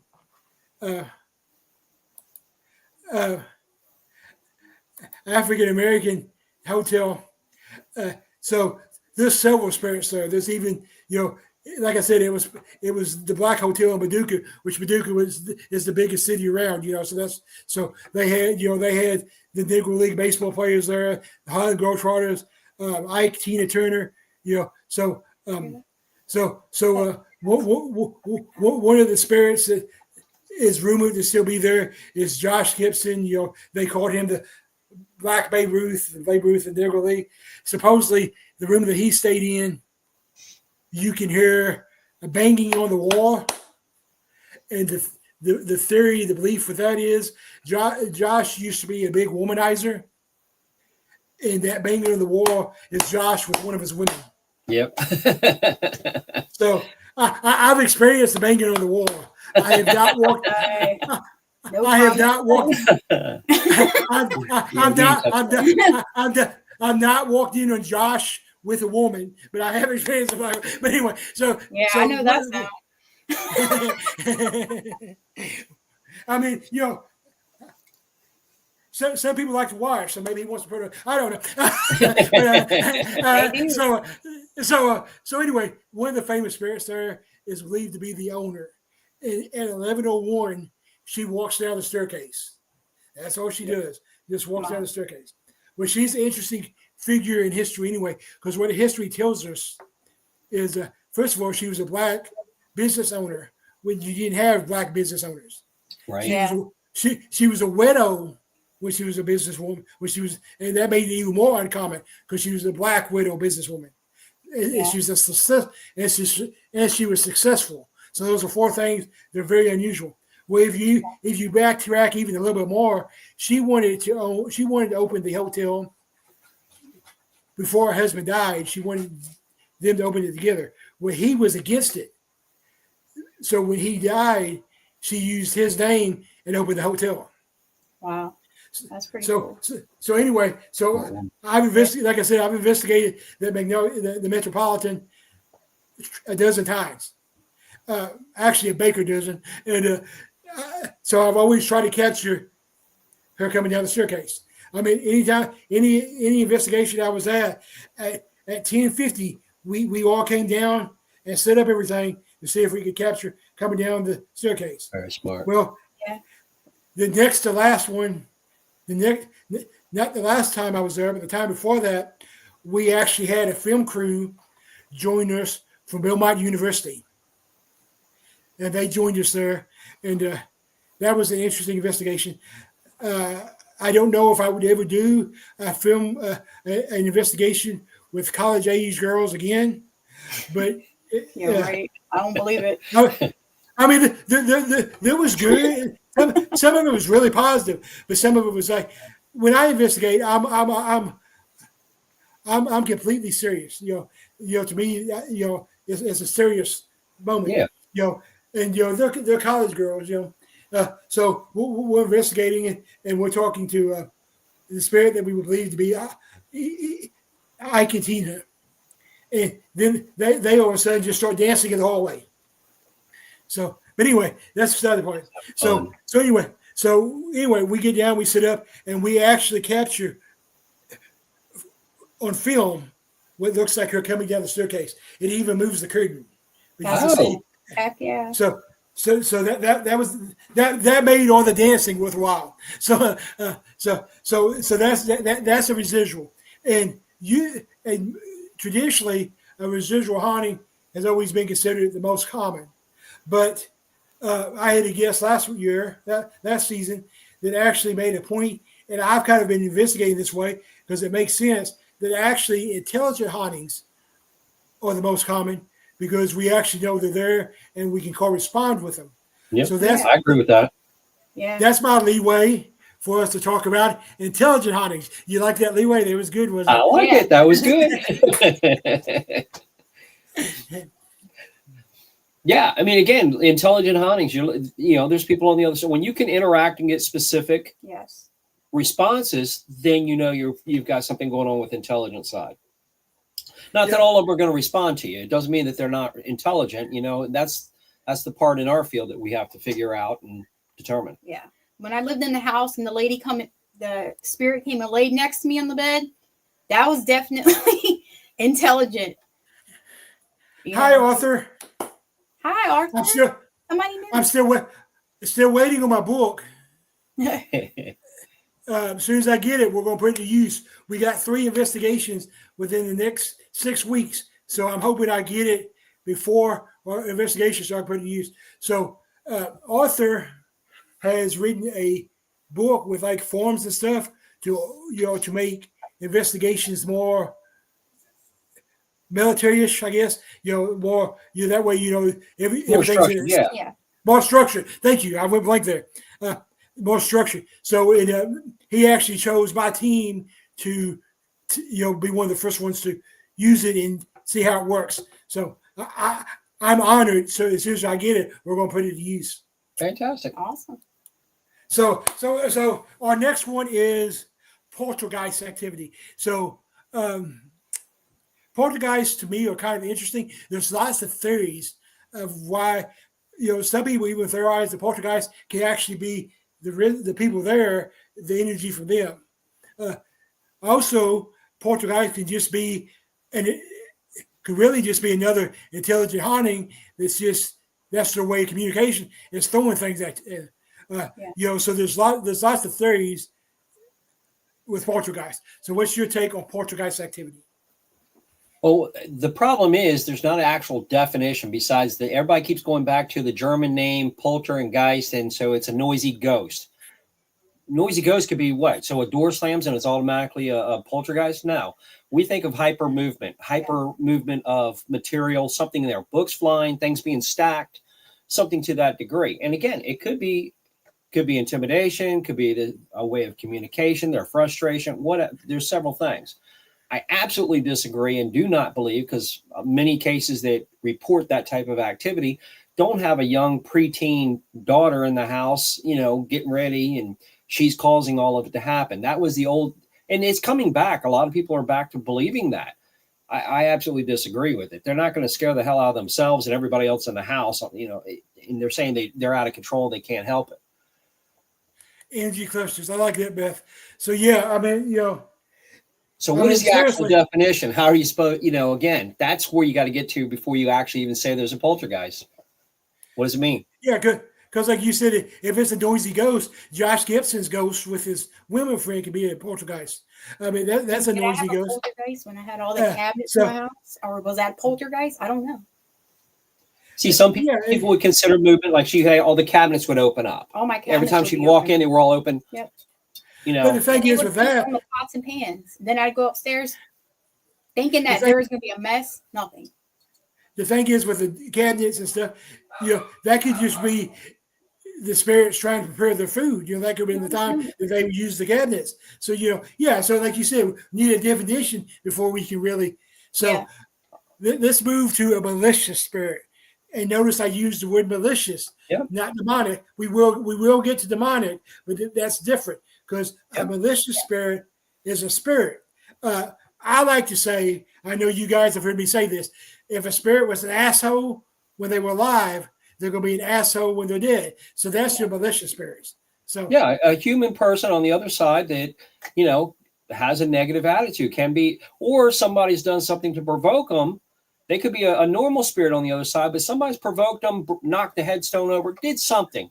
Yeah. And they could have a chip on their shoulder. Sure. Yep. Wouldn't you? I got choked out that's why I left home at such a young age, because we lived in this farmhouse that was active haunted, however you looked at it. I got choked out and I moved out. I was like 15, I think. See ya. That was it for me. I don't know. So I don't know. I've had a lot of or demonic. I've had a lot of things done to me, as you guys know. Of course, I've been scratched, pushed, all the normal stuff. I actually got bit. Dang. At the Anderson Hotel. And I didn't believe that. That was the thing. The Anderson Hotel, thankfully, you can't investigate anymore because of how violent the haunting is. But the first thing to understand, we've talked about the Anderson Hotel before. The first thing to understand with the Anderson Hotel, the people want it. The people that own it want it to be like that. Because they got 5. Exactly. They got 5 verified deaths there, whether they were by murder, suicide, and you guys know me. I take my reputation very seriously, so if I say verified, I verify it with the coroner, with the police, and the newspaper. Yep. So and of these 5 verified death, suicide, they have 3 bloodstained mattresses still there. They have a bloodstained bathtub there, and then then the 5th one, the guy lived there. He was a malicious spirit. He lived there, and he was alcoholic. He drunk himself to the point that he hung himself in the closet. He also ran prostitutes in the hotel. So the second thing we have to understand is I call it the Metropolitan Hotel, but we're not talking about the Hilton or the Ramada. It's a transit hotel. Gotcha. You know what I'm saying? Yeah. So the third thing to understand is they shut it down for 3 years because of how violently haunted it is. When they opened it back up, we were the second team to investigate it. So Nice. And now it's closed down again. In these 3 years from when it was open to when they closed it and reopened it, they decided to turn it into a haunted attraction, a haunted house. Yeah. Yes. Which I have no problem with that. You got to make money. I understand that. But the thing they did, they decided it would look cool if they painted a voodoo symbol in the hallway. Well, going back to the Ouija board, and it's okay as long as you research and know what you're doing. Know what you're doing. They didn't research the symbol. They just picked one that they thought looked cool. Right. Yeah. With the one that they picked happened to be the one that opened the gateway to hell. Wow. So Too often is the case. People play with stuff. So those are things to understand before we get into it. So we get there. So let me see if I can show you the bite. Because me being me, after I got the bite, I decided to tattoo it on my leg. That's cool. What? I like that. So I have it permanently on me, and it's an exact tattoo of the bite. You know, he tattooed it over the actual bite. Manchester, England. Virgil just jumped on. Hi, Virgil. Oh, wow. Yeah, I see it. Yeah. Wow. So the story with Tattooed it on. That's pretty cool. The story of the bite is I mentioned earlier the bathtub. Hi, Virgil. So that's when we started our investigation. Even before we broke up, we went into this room. Well, the story with the bathtub in this room is this 33-year-old mother checked into the hotel with the purpose of committing suicide. What happened was her husband and her kid had just got killed in a wreck. Oh. And in her grief, that's how she decided to deal with it. And like I said, this is verified by coroner and police reports. I'm not mentioning her name because she's at peace now. We was able to help her find peace. Excellent. But anyway, so I get in the bath. So before I get in the bathtub, I ask permission. As you guys know, that's what I do. So yeah. I ask if I can get in the bathtub, and I get yes and no. I'm like, I can't do both. So I get in the bathtub, and we're having a normal EVP session. You know, nothing earth shaking. And then all of a sudden, it tells me to get out. Well, as you guys know, I don't scare easy, and I don't. The first time you tell me to get out, I'm not getting out because I traveled a long way to help you. Right. Exactly. And, but my rule is, if you tell me to get out 3 times, then I do. I'm not leaving the location, but I will leave. You know, that right. spirit. So finally, we get to the third get out. So I'm starting to get out of the bathtub, and like I said, it's the old-fashioned bathtub with the claw feet. You know. Yeah. I like that. So I'm grabbing onto both sides, pull myself out, and as I pull out, I feel what feels like a really deep Indian burn on my calf. It doesn't feel like a bite; it feels like an Indian burn, like a good one, like your bully from high school would give you. You right. And so I say that, but I was a bully in high school. So, but anyway, I wasn't really a bully. I was an anti-bully. I protected everybody from the bullies, but I did get in a lot of trouble for fighting. And but anyway, I once beat up the principal's son in front of the principal's office. Wow. And he deserved it though. He was a punk. And but so Rob's letting you know, watch your time. So 2 hours. Right. Yeah.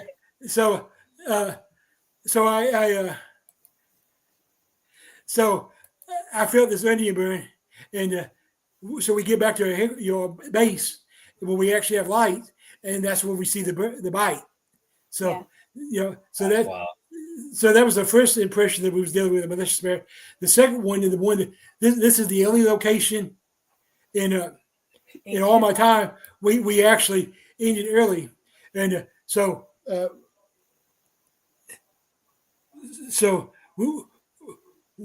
me and Dennis are up in the what they call it the blue room. That's the one where the guy lived and ran prostitutes and out. Well, me and Dennis was up there, and me being me, I decided to get into the closet. And as soon as I get in the closet, all my energy is drained. I hit the ground. Oh. So I get back out and we do our session. We do all 45 minutes. And, that's the most remarkable thing that happens. Right. I will say, as far as the provoking goes, like I said, all of his liquor bottles are still there. The owners encouraged the investigators to bring liquor for the guy. We didn't do that because to me that's disrespectful. But anyway, so we're switching, and I radio down to the ladies that because they're in the suicide room. I'll have to tell you guys that story later because that's a good one. Because that's actually to me that's the most fascinating ghost. She's a 22-year-old girl that comes all the way from Michigan to this little town in Kentucky and commits suicide there. They still have a bloodstained mattress there. So we'll talk about that later. So anyway, so we're getting ready to switch, and I radioed down to the girls. I was like, I know you're coming up here, and I'm not going to try to talk you out of it. But I was like, as the lead investigator, I was like, I feel it's my duty to let you know that the spirit does not like females. I'm like, I don't know what's going to happen, but I was like, I feel like I need to warn you. And so we switched, and my niece is on my team. At that time, she was 19, and for whatever reason, she decided it'd be a good idea to use the prostitute angle to get the spirit talking. Yeah. And this is still one of the best EVPs I've ever captured. I still got it. And it's as clear as me talking to you now. So she gets up there and she's like, I'm 19 and cute. Can I get a job? And the response we got was $50 and free room. Now, see, that's kind of that's stuff good. I like. Yeah, that's a hell of a response. I mean, it was that clear. So then the girls keep continuing. The girls keep continuing. And then what ends up happening is the spirit starts rubbing up on Jill inappropriately. Oh my God. And then the spirit grabs Tiffany by her lady area. Yeah. Wow. Is that That's the best no, way? that's a good way to describe it. Yeah. And at that point, I end the investigation because at that point it becomes a safety issue. Yeah. Yes. Smart. So that's a malicious spirit. It wasn't demonic. It was just asshole. So right. So let's get to demonic, and then we'll close. So Rob, don't fire me. So is there a show on the Get Haunted platform after you? Yeah. That's the reason we're going to end it with this. So demonic activity. So there's two things to me that's important for people to understand about demonic activity. The first one is you're talking about less than 1%. Yeah. Less than 1% of our activity is demonic. The second thing to understand is to be a demonic activity, it's non-human. It was never human. It's not, all your other stuff used to be human. Demonic was never human. So you guys agree, disagree? Yes. Agree with that. That's a long subject we could talk about for a while, but we're not going to go there. Yes, you're right. In a nutshell, that's it. So let's close with this, guys. First of all, thank you for being on the show again. I always love it, guys. We always have a good time. So tell everybody what you guys got going on, how to get a hold of you, where to find your equipment, all that stuff, and we will close from there. Sounds good. We sell through Etsy at 24elite.etsy.com. That's the easiest way, or you can contact us again right on Facebook. That's the very simple way to go ahead and get in touch with us. Again, we're Elite Paranormal Society. This is Marie. I'm Robert again, obviously. Got a question, call, message us, anything like that. You want to tell them what we got coming up? Well, we got the, go ahead with the vendor shows. We got Penhurst, of course. I know some of you guys are not with Penhurst, but anyway, we're going to Penhurst because I'm excited because I've been wanting to go there. I've never been there. So we're going to be at that Paracon. And then we're going to the Trifecta with Denise and Ernie. I'm so excited. And all that's in May. What do we have in June? I don't know. That's the day. Anyway, we got a whole coming. bunch of Paracons. We got your Paracon coming up in September. We got the one, I can't remember all the dates. We've got quite a few. We got quite a few. We're going to have to make an ongoing schedule so everybody can see where we're going to be. Thank you, Damien. Appreciate it. Thanks, Damien. Robert and Marie, thank you for being on as always. It's good to consider you guys friends. And we'll talk to you soon, and we will see you in September. Yes. Absolutely. Absolutely. Thank you. Thank you. Good night, guys.